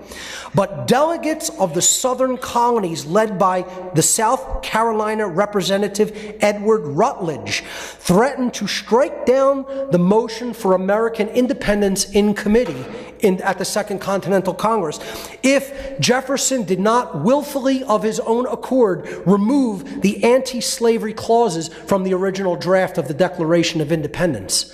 Actually, Rutledge gathered up all the delegates of all the southern colonies, and they walked out of Independence Hall in Philadelphia in mass.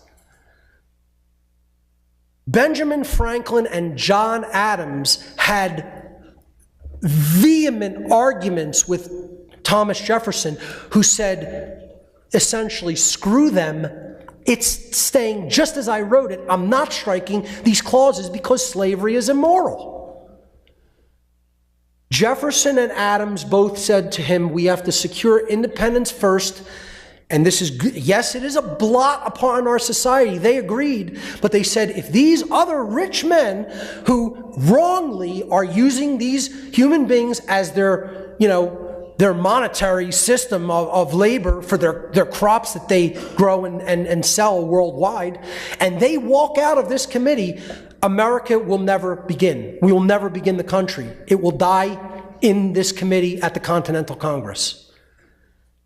They begged him to willfully remove the clauses, and he finally capitulated, and that's when the southern states came back in as a delegation and agreed to pass the motion for independence and sign the Declaration of Independence.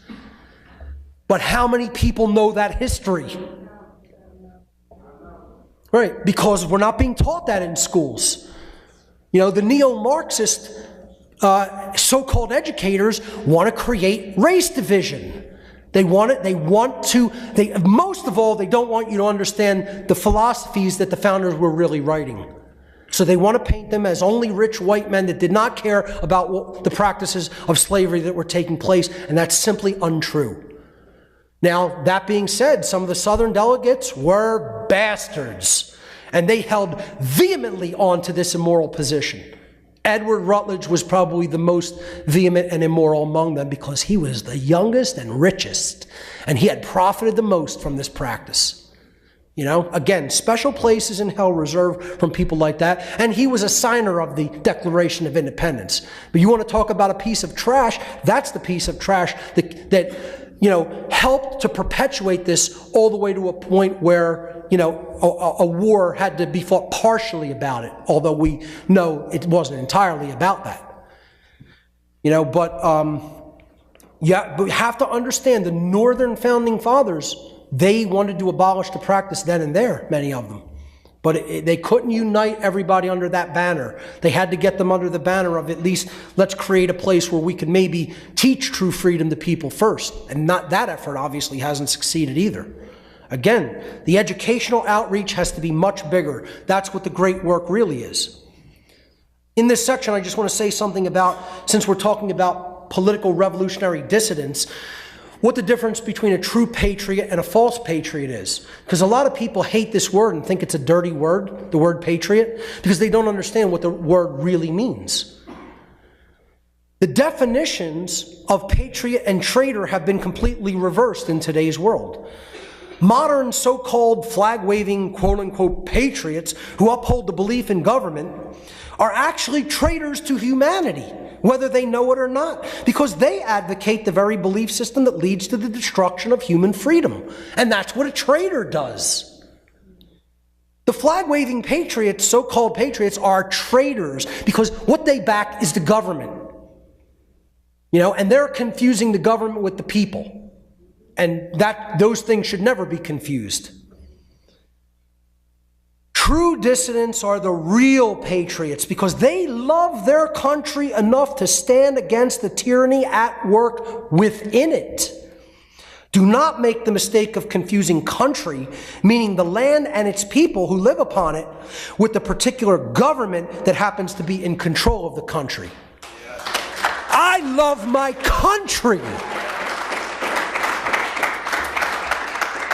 Don't think that means I'm an advocate of politics and government. My country are the people and the land.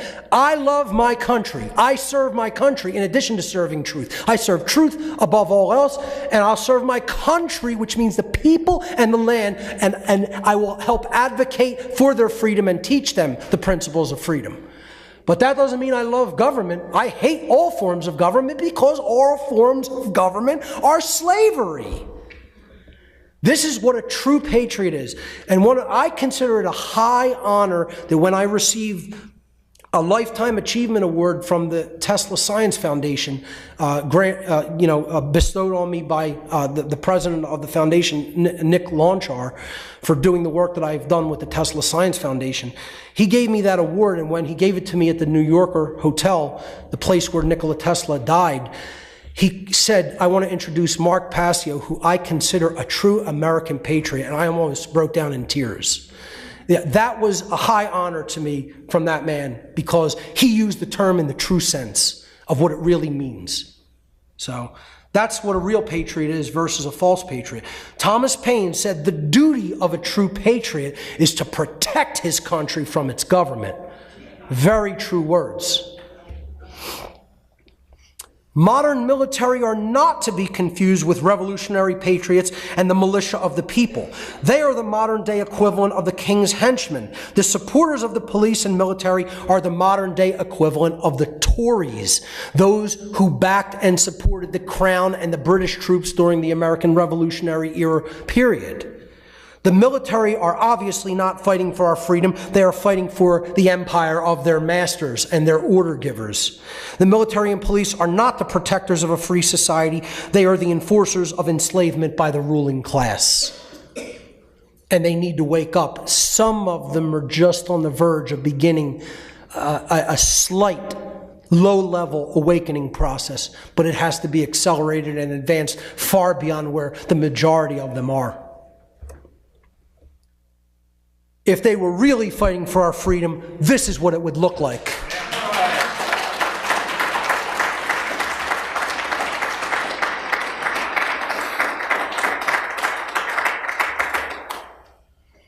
Let's talk about a really dark topic, overt slavery in early America. Not covert slavery like we're in now, but overt slavery. Some of the most abhorrent practices ever conducted upon human beings. Many of the black slaves of early America and Civil War period America were dissidents because they opposed their condition of overt slavery. Slaves of the Civil War period lived under continuous duress. They were viewed as someone else's property, forced to work under the threat of violence or death, and deprived of the very fruits of their own labor. That's the very definition of slavery. Black slaves in early America were kidnapped from their native lands and brought to America by ships over the Atlantic Ocean in crowded and unsanitary conditions, totally inhumane, unsanitary conditions. Those that even survived the journey across the Atlantic were sold at slave auctions and then taken to forced labor camps called plantations to endure indentured servitude, working crop fields in torturous conditions for the duration of their lives. Many who offered resistance were whipped or beaten mercilessly, hung, burned, or even fed to dogs alive. Laws were passed which barred slaves from escaping a state where slavery was legal to one where it had been banned. Runaway slaves were often hunted and returned to bondage. There were bounty hunters all over the northern states looking for escaped slaves from the southern states. And let me tell you something, folks. This is how the police forces of America started. Yeah, that's not revisionist history, ladies and gentlemen. That's real history. The police were started from runaway slave patrols in the northern colonies. Okay, in the northern states. Yeah, learn some true history. Study about how that really happened, instead of some of the alternative so-called theories, conspiracy theories that are out there and wildly off from the truth. There's a true conspiracy. It's not no conspiracy. It's a historical fact. Laws were even passed to criminalize helping or harboring runaway slaves. You could be jailed or worse for even helping them escape. Some Civil War era slaves, such as Frederick Douglass and Harriet Tubman, acted as dissidents and offered resistance against the practice of slavery by escaping themselves and fleeing to states where slavery was not practiced, and then helping other slaves escape as well. While means such as these certainly showed disdain for their former masters and their abhorrent actions, many would argue that these means undoubtedly still constituted what could only be called passive resistance, since they did not directly take action against those who were conducting such hideous and immoral practices without any right to do so. Now, I'm not saying that they were wrong for doing this. They were tremendous for doing this, okay? But in my estimation, I'm just speaking for myself, it doesn't go far enough. It's still advocating simply for escape to another place where this isn't going to be done to you. How many people still think, well, where can we run to? I'm going to expatriate. I'm going to go down to, Uruguay, or Costa Rica. I'm not running anywhere. I'm staying right here and fighting this evil. Not going anywhere. That's a patriot and a being with courage to fight evil. And if I'm struck down dead, I'll be struck down dead fighting for freedom, true freedom. That being said, I commend their efforts to at least help, move slaves, former slaves, into a safe area when they had fled their oppression and enslavers, because so many laws and scenarios had been put in place to bring them back into indentured servitude. So they're to be commended at least for that. Who I commend much more and think of as true dissidents against this hideous practice were the slaves who actually physically rebelled against their masters. And let me tell you something, the media was at work as ever, painting it as something that, this was a hideous, horrid massacre in Virginia. God forbid, beings that were being sold into indentured servitude and treated as other people's property were killing the people that did that thing, that horrible thing to them and put them in that condition. How dare they? How dare they kill their masters? Imagine this, the media doing their job. They're paid liars and paid deceivers. They were still at work then as they are today. Some slaves during this time period rebelled physically. There were many slave revolts, most of which were violently suppressed. Such revolts were subsequently downplayed or entirely covered up in modern historical accounts. Every slave ever held under these deplorable conditions and immoral conditions possessed every right under natural law to rebel against, physically rebel against, fight against, and even kill their enslavers.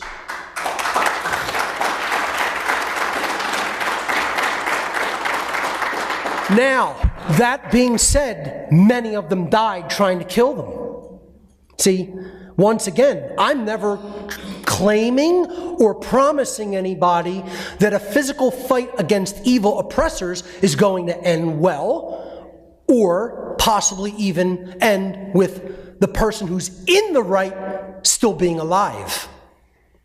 I'm just trying to explain to you the right exists, and their behavior was morally right.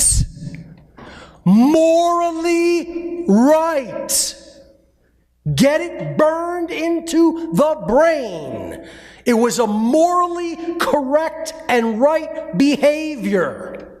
They had every right to do this. Some of the more famous slave revolts were Gabriel Prosser's rebellion in Richmond, Virginia in the year 1800. I'm going to skip the Haitian Revolution for a moment and come back to it. The German Coast Uprising in Louisiana in 1811, Nat Turner's Rebellion in Southampton County, Virginia in 1831, and John Brown's raid on Harper's Ferry in Harper's Ferry, Virginia in 1859. The one that was not in the United States proper, but in the Caribbean on the island of Haiti, was called the Haitian Revolution, and it was the most brutal of any slave rebellion, and arguably the most successful of any slave rebellion.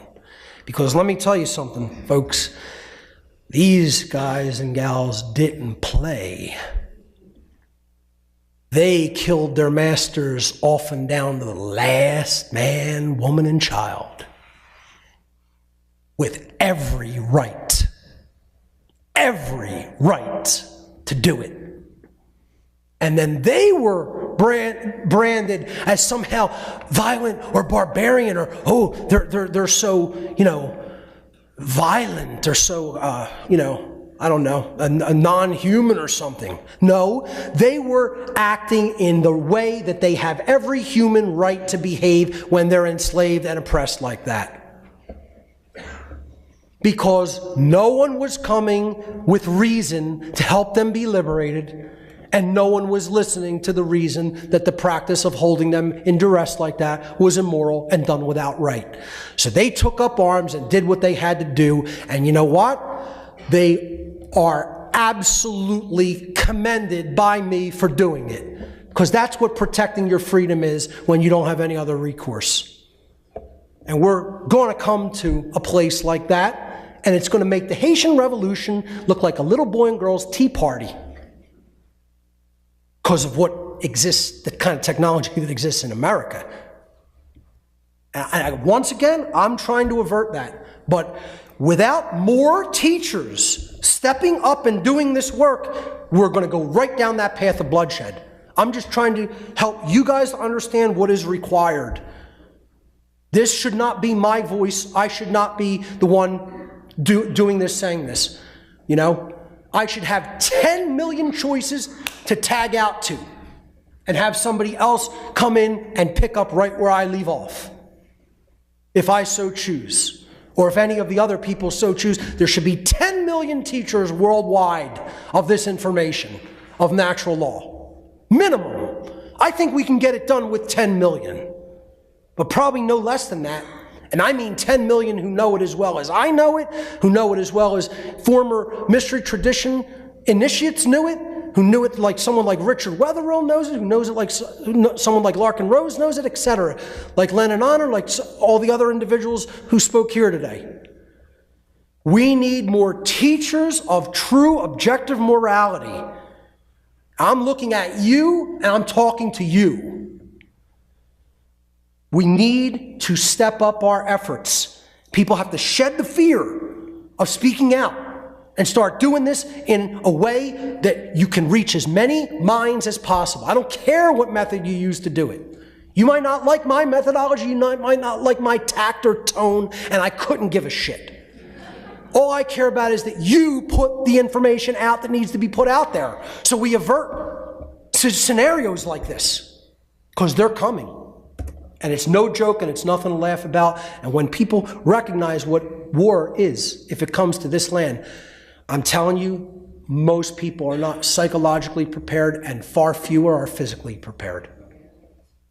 I'm prepared in both aspects, and I'll die today if required, because I've done what I came here to do.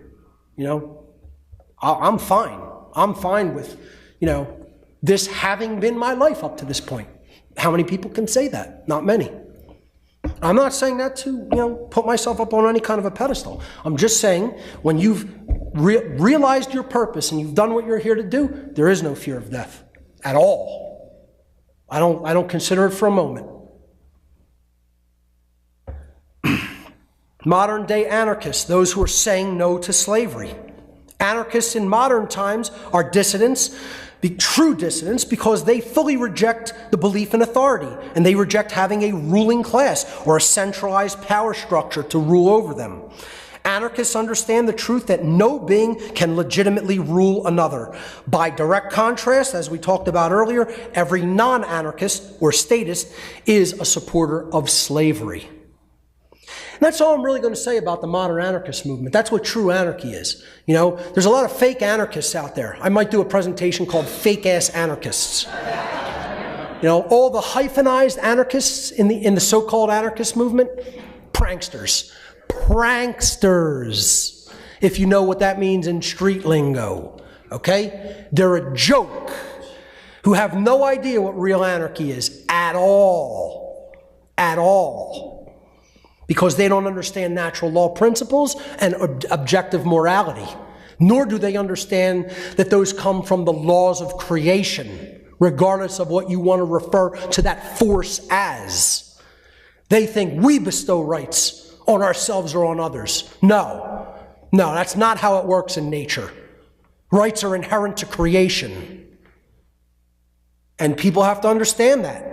As long as they don't understand that, they will never come to a correct understanding of natural law, and they will never understand how we are bound invariably according to universal moral law. Our behaviors are bound whether we like it or not, and we will receive the consequences of our behavior. There is no escape from that. And that is a universal, present condition that exists in nature. It does not come from man. So true anarchy is about understanding this is about no masters, no slaves, but it does not mean no rules. There will always be rules under natural law. It means no rulers. Those dissidents are my family, okay? And that's what we need a lot more of. The last section in the presentation today, deadly force. Very controversial territory. That which I haven't spoken on a great deal. Perhaps hinted at it, but not directly taken on this topic. We now arrive at a very controversial and disconcerting topic. When does one have the right to kill? To end by deadly force the life of another, should that other refuse to stop initiating violence against their person or their rights? When does one possess the right to kill those who are holding them in a state of duress? To understand this, or even consider the question, we have to understand the natural law distinction between force and violence. They are nothing alike. They are diametrically opposed opposites. Force is, in nature, the capacity to do work or cause physical change. Every single thing that you act upon to create any kind of change within your rights, you are conducting force. You are employing force. Force is synonymous scientifically with energy, strength, or active power being actively applied to something. And when it is within our natural rights, it is force. It is not coercion or violence. Force is action which exists in harmony with morality and natural law because the employment of it does not violate the rights of others. It is action which one always possesses the right to take, including defensive force employed against active violence being conducted upon yourself or your property or your rights. And that also includes the right to take defensive action against being held in a state of duress. It includes duress, meaning the threat of violence when you're not in compliance with another's coercive demands. You have the right to physically defend yourself in that instance. Violence, on the other hand, is the immoral use of physical power to coerce, compel, or restrain without right. There is no natural right to do this behavior. So violence, no one ever has the right to conduct. Violence is the initiation of coercive action which is in opposition to morality and natural law for the very reason that it violates the rights of others. That's where the word violence comes from. It comes from the root violation or violate. That's why it's called violence. Violence is action which one never possesses the right to take. It is always a wrongdoing to conduct violence upon another. That's the difference between force, especially defensive force, and violence. And people have to make that distinction philosophically. They have to understand it and be able to explain it. There is no such thing as the right to murder. Notice the word that I am using. There is no such thing as the right to murder.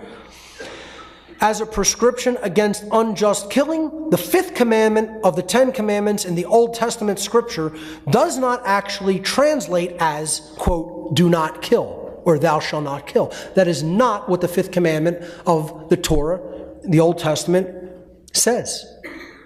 Although that's the way it's popularly translated in almost every biblical translation. The fifth commandment in Hebrew is transliterated into English. There's the Hebrew characters, but in English it would be transliterated as lo tirtzach.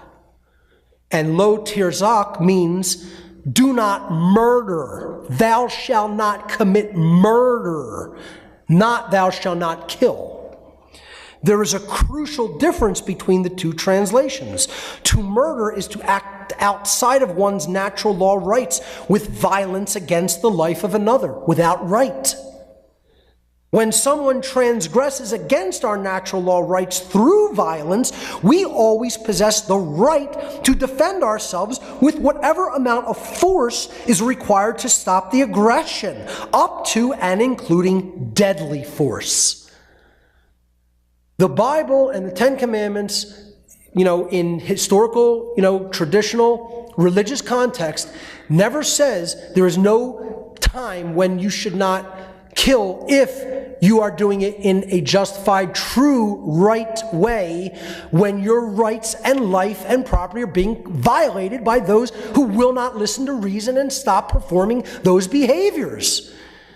It says do not murder, which means you shouldn't conduct violence against another person's life by initiating coercive action and possibly deadly force action when you have no such right to do that. Clear and critical, important distinction between those two modalities of behavior. And too few people understand them or are even comfortable with discussing the difference between killing and murder.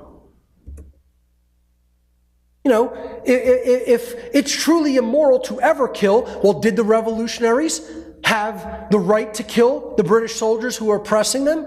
Did the Haitian slaves have a right to kill their slave owners? Of course they had the right.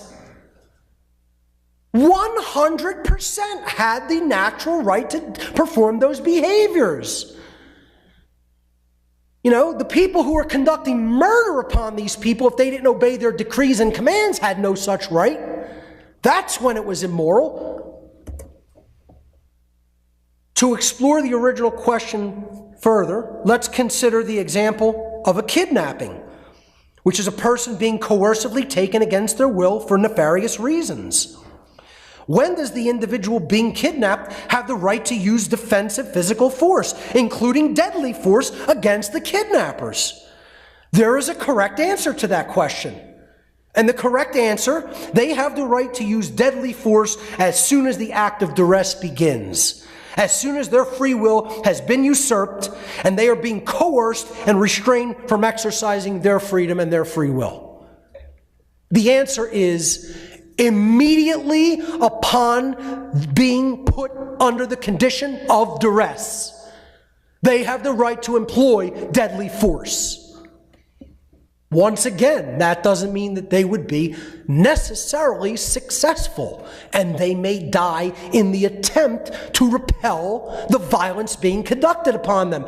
But in nature, they possess the right to kill the individual or group, putting them in that condition of duress. I'm making no promise about their safety. I'm trying to explain that the right exists. The psychological fear of self-defense and rebellion comes from a deeply seated fear of true freedom in this population. Absolutely. True freedom is uncharted territory for human beings, because we've never truly been free. Even if you want to argue shortly after the colonists performed the rebellion, which is the first true, real act of rebellion against tyrants in large numbers, we might have enjoyed a little bit of physical freedom for a very short period of time. And I mean, it numbers in the years or less. Freedom is unexplored country. Hence, it is frightening to most people because most people fear the unknown. Moreover, people fear true freedom because true freedom implies and carries with it total personal responsibility, which most human beings do not want and which most human beings will attempt to avoid at all costs. Most people are also very fearful of the types of sacrifice that may be necessary to gain real freedom. And I go back to the American revolutionaries. You want to talk about sacrifice. walking through ice at Valley Forge with no boots or shoes, tying ripped pieces of their uniforms like rags around their feet, blood trailing them as they walked to go fight. That's the conditions they started the battle in. Imagine how they finished them. Less than 2,500 people left in the Revolutionary Army in freezing ice conditions in southern Pennsylvania and western New Jersey. And until you want to talk about having to really, really suck it up to get a job done.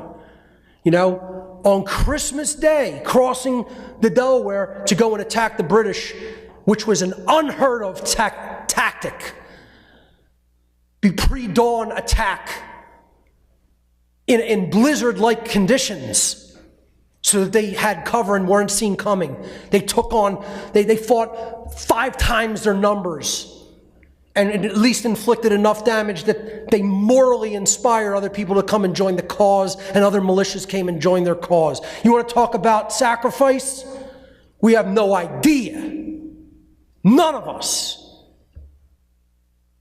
I've talked on my podcast before of being at Valley Forge and feeling energy literally like a boulder on my chest, because I know that I was there. I don't know how I know it, but I know it balls to bones that I was there. Okay?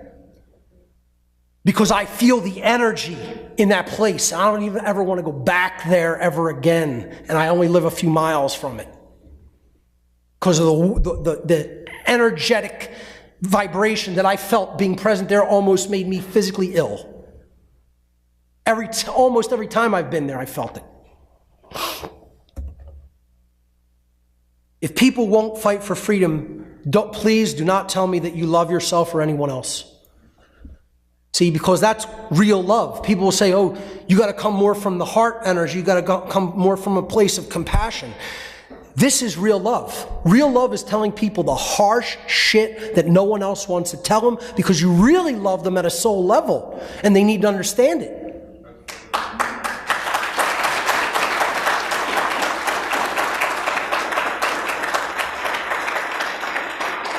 This is the condition of most human beings in the modern day. They're in the schizoid state. They don't know who they are. They don't know, who they are or who the enemy is. And that's what's required to win any war, especially the spiritual war that we are in. You have to know yourself and you have to know the enemy. And most people know neither. And they're sitting in this state here on the right with the key to their very freedom in their hands. And you know what they're doing? They're saying, who needs that? Slap it right out of there. Throw it at the person trying to give it to me. See, and that's what turning the other cheek really means. It doesn't mean forgive your oppressors endlessly. This notion of love your enemy. That's not what it means. Turning the other cheek and loving your enemy is not what that... These are false Christian notions. Real loving your enemy is loving those who are rejecting truth, even though they say that they want to be free. They're the real enemy because they're not getting it mentally and spiritually. They're not getting it mentally, emotionally, and spiritually. We have to keep turning the other cheek means you're bringing the truth to them. They're slapping it out of your hands while they're wearing shackles around their necks, ankles, and wrists and saying, there's a problem with you for telling me I need to understand freedom and what's keeping me enslaved.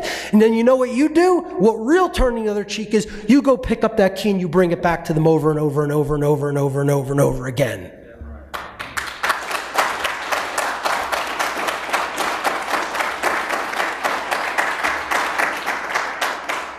Please do not tell me, and again, I know that most people here in this room understand this, but the people listening out there, do not tell me, if you are unwilling to fight for your own freedom, please do not tell me that you love your children, because you are an outright liar if you make that statement. No parent who is not concerned about freedom loves their children truly, at its soul level, at a deep fundamental level. They don't even love themselves. How could they love their children? Once again, I use the example of my own grandmother on my father's side, who will probably die in that condition of ignorance and an enslaved mind, because her ego is too calcified to admit her wrong thoughts, feelings, and actions. would say, I know that the world is enslaved, I don't intend to do anything about it, and I don't care. To her grandson's face. You think that being can love anybody? Now, that being said, I'm not going to say I hate that person. They're destroyed at a soul level. That's a destroyed soul. I feel horrible for that person. I would never want to be in that condition, you know? I hope the person is somehow able to be reformed, but it would take literally an act of God. Literally. I don't have the power to transform a human being in that condition. I don't have that power or ability and would never claim that I have it. I'm not that powerful. That will take something that is infinitely more powerful than someone like me. But people have to, admit the truth that if you don't take an active stand for truth and freedom, don't tell me you love the generations that come after us, including your own biological children, because you don't. The people who are unwilling to fight for freedom, the state worshipers, the state enforcer thugs who follow their orders, the order followers, the house slaves, the pacifists. This is a big one for me. I talked about them. I had a whole section in Fake-Ass Christians, which, by the way, I'm going to be releasing Fake-Ass Christians publicly for free on Easter Sunday. I figured that's an appropriate day. So look for that on my website and YouTube on Easter Sunday. I release all my public material for free, but I reserve it, for early adopters in my gifts area to, get some donations in to help pay for the technology I need for a couple months after they publicly come out, after I actually have the video in my hands, whether I edit it or I have help editing it from another editor. And then I release them for free after that. So all of my info is always for free on my website. Except the very last presentation that I did, like I said, I put it out on DVD and flash drive for a couple months, then I release it for free. So, pacifists, oh boy, you want to talk about complicit with evil. These are people who would say there's never a time to physically defend yourself. How could that's a pure state of self-loathing. Pure state of self-loathing. Self-defense is one of the two pillars of enlightenment. You have to understand non-aggression. The non-aggression principle is the sacred feminine dynamic, but then you have to step into the masculine energy of the self-defense principle. And you have to be willing to defend your rights and your life and your freedom. So pacifists are unwilling to do that. Defeatists, oh, we can't win. The government's too powerful. Yeah, the people say, what do you need an AR-15 for? Or an AK-47? You can't defeat the modern military. Thank you. You can't defeat the modern military with that mindset. Don't speak for me. I'll take my chances with my AK. Okay? And I may die trying. But that means I died standing up to evil who's conducting duress without any right to do so. And I would gladly do that and follow in the footsteps of people who actually did that. Because they did what was right, not what was safe. How much more time do I have, or am I already over? Okay, a few more minutes. I'm in the last section. I just want to know how much time left, but okay. The nihilists, those who don't care about anything. The traditional religionists and New Age religionists that take this super right-brained approach that, it's all, God's will or all peace and love and roses and love and light. No, there's psychopaths and monsters in this world that we need to be prepared to defend ourselves against. The left-brain, egg-headed ultra-skeptics, the people who, they're super skeptical about everything. Look, I have a scientific background. I consider myself a skeptic. But when you're so overly into the left-brain modality, that's just as bad as a radical religionist, that you won't accept anything that's taking place right in front of you. Because, that's conspiratorial. No, that's what's really happening. Yeah, they'll look at it. They'll look at a chemtrail being laid down at 8,000 feet, which condensation conditions can't even format scientifically. They know nothing about thermodynamics and fluid mechanics. And then they're going to say, yeah, that's water vapor that lingers up there for 6 hours. Yeah, it's not particulate matter. And you say you're an ultra skeptic and you have a scientific mind. All of these people have one thing ultimately in common. They would never lift a finger to defend true freedom because all of them ultimately are cowards without the slightest bit of true courage. They're cowards. Cowards. And folks, that's a dynamic I also don't have the power to change, because that is internal spiritual work to develop true courage that needs to be done on an individual basis, where you develop enough self-love to say, I will not be stepped upon.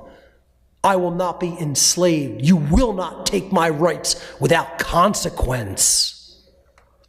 You may be able to take my life, but you're not going to take my rights without consequence. And if I have to inflict that consequence, I'll do it. Maybe you'll face consequences in the afterlife domain, should there be such a place, but I'll make sure you face them in the physical world too. Because I'm not going down without a physical fight if I have to. Real freedom is just another word for nothing left to lose. Most people love the comfort of their lives more than they love freedom itself.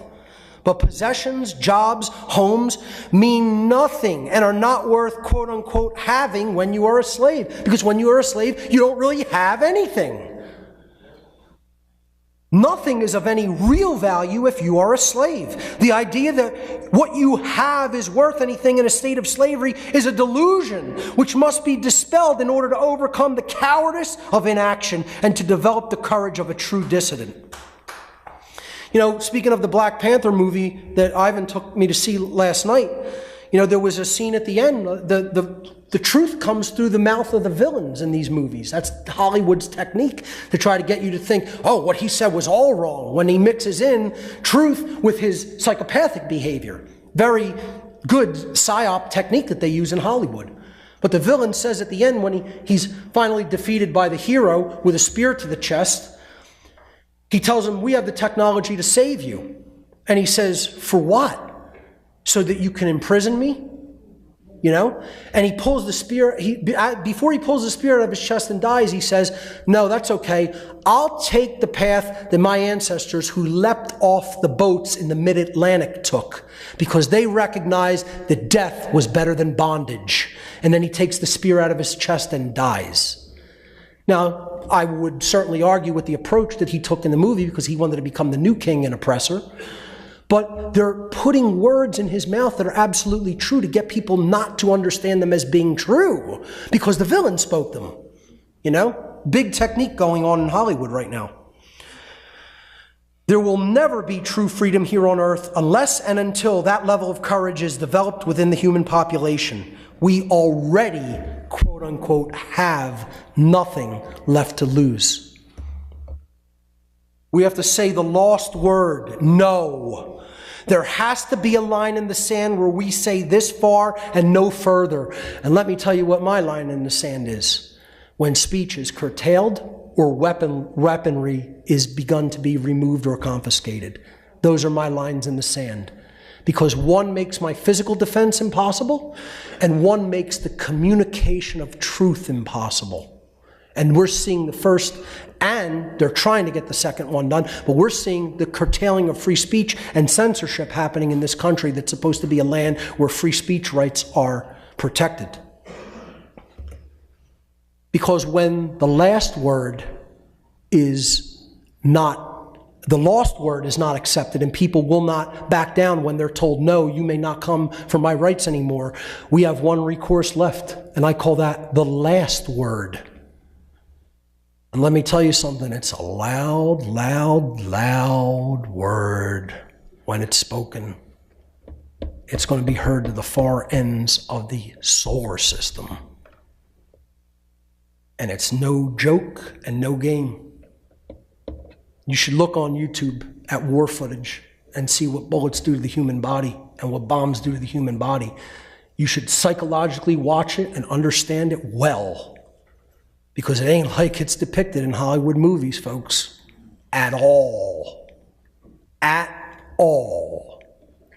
And that's going to come, this is going to come to America if we are not careful in how we proceed. And a big, big, big shouldering of responsibility comes directly down on the people who do understand this information that I'm presenting. Because if we shirk our responsibility to teach this widely and freely to as many people as we can reach, we're going to be complicit in what's going to happen. George Washington said, when any nation mistrusts its citizens with guns, it is sending a clear message. It no longer trusts its citizens because such a government has evil plans. Thomas Paine said, arms discourage and keep the invader and plunderer in awe and preserve order in the world as well as prosperity. Horrid mischief would ensue were the law-abiding deprived the use of firearms. The founding fathers of America explaining why it is necessary to have an AR-15 if the police and military have them. They knew and tried to tell us. See, this phrase is something I want to put out there more to help people to understand. Ultima ratio populi. It's Latin. It means the last reason of the people. Or as I like to refer to it, the last word.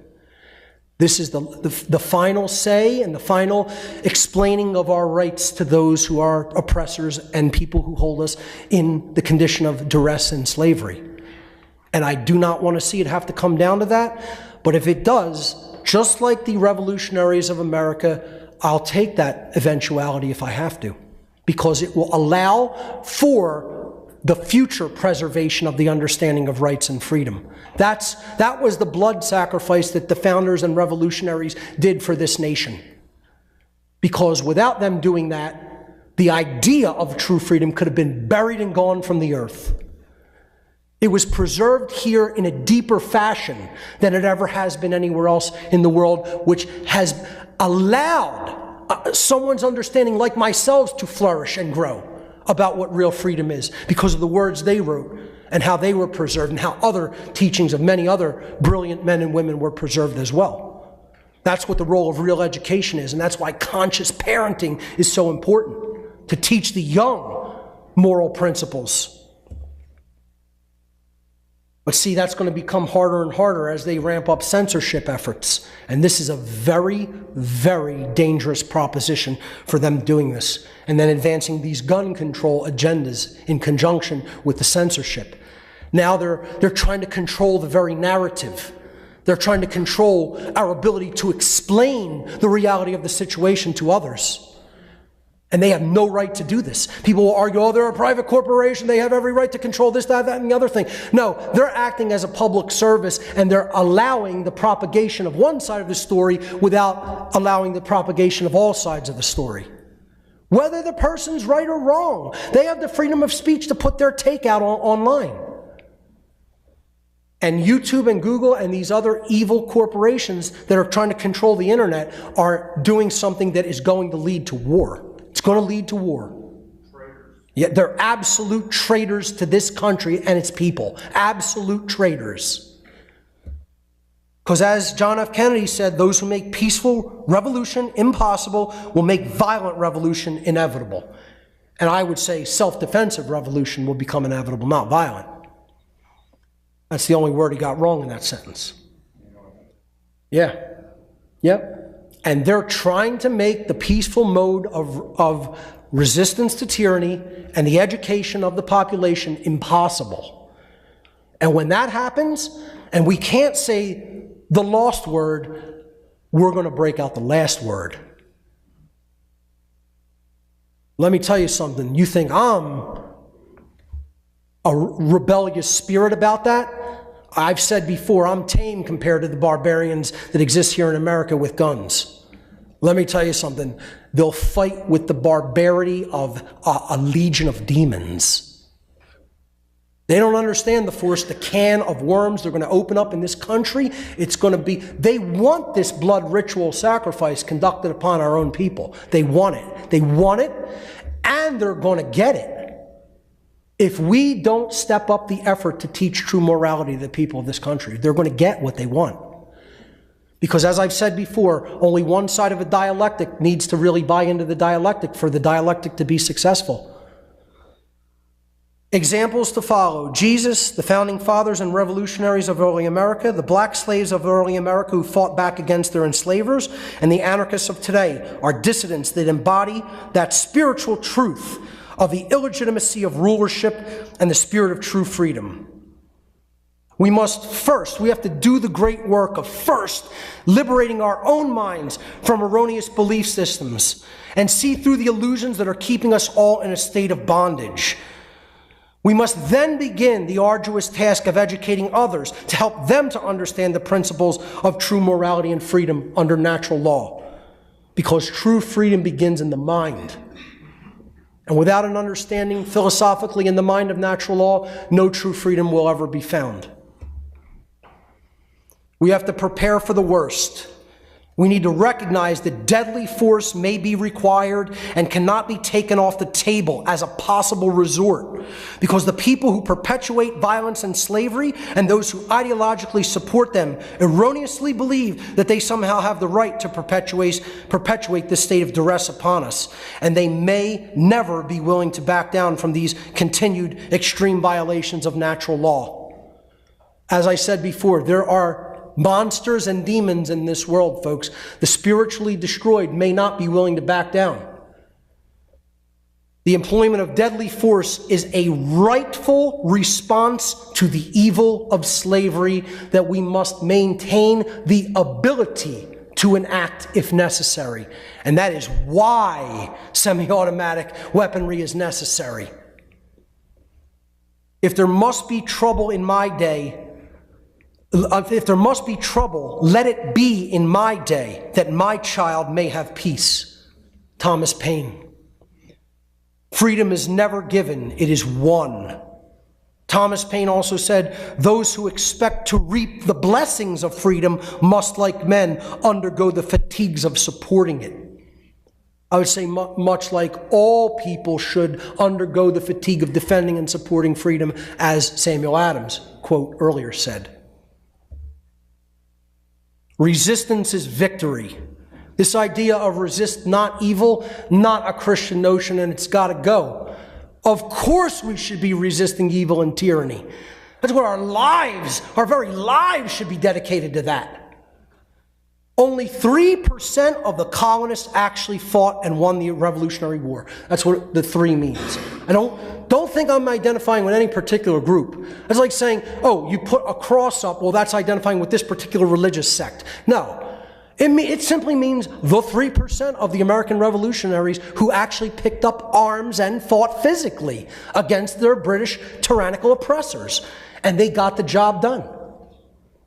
Namely because the British were waging a war over an ocean. They were the yes, yep. The last slide is the next slide. They were the people like you and me. They were people like you and me that said no. If they came to these understandings and acted rightly upon them, so can we. Freedom is the highest spiritual truth. Fighting to defend it mentally and physically is our natural, inherent human birthright. Resistance to the evil of human slavery is not futile. It is the path to true spiritual alignment with the very laws of creation itself. Freedom is not a gift bestowed on us by other men, but a right that belongs to us by the laws of God and nature. Benjamin Franklin. Resistance to tyrants is obedience to God. Thomas Jefferson. It all comes down to liberty or death, folks. They're not just words, there are choices. Life on earth is not truly worth continuing if we are enslaved. This is what the phrase liberty or death actually means. Liberty or death are the only options. There is no middle ground. The truth regarding our situation is extreme. We must take an extreme position regarding our rights and our freedom and firmly root ourselves in that truth. Freedom is the gift and will of creation. When we rise to the defense of freedom, universal forces of providence will come to our aid. Ladies and gentlemen, thank you for your kind attention.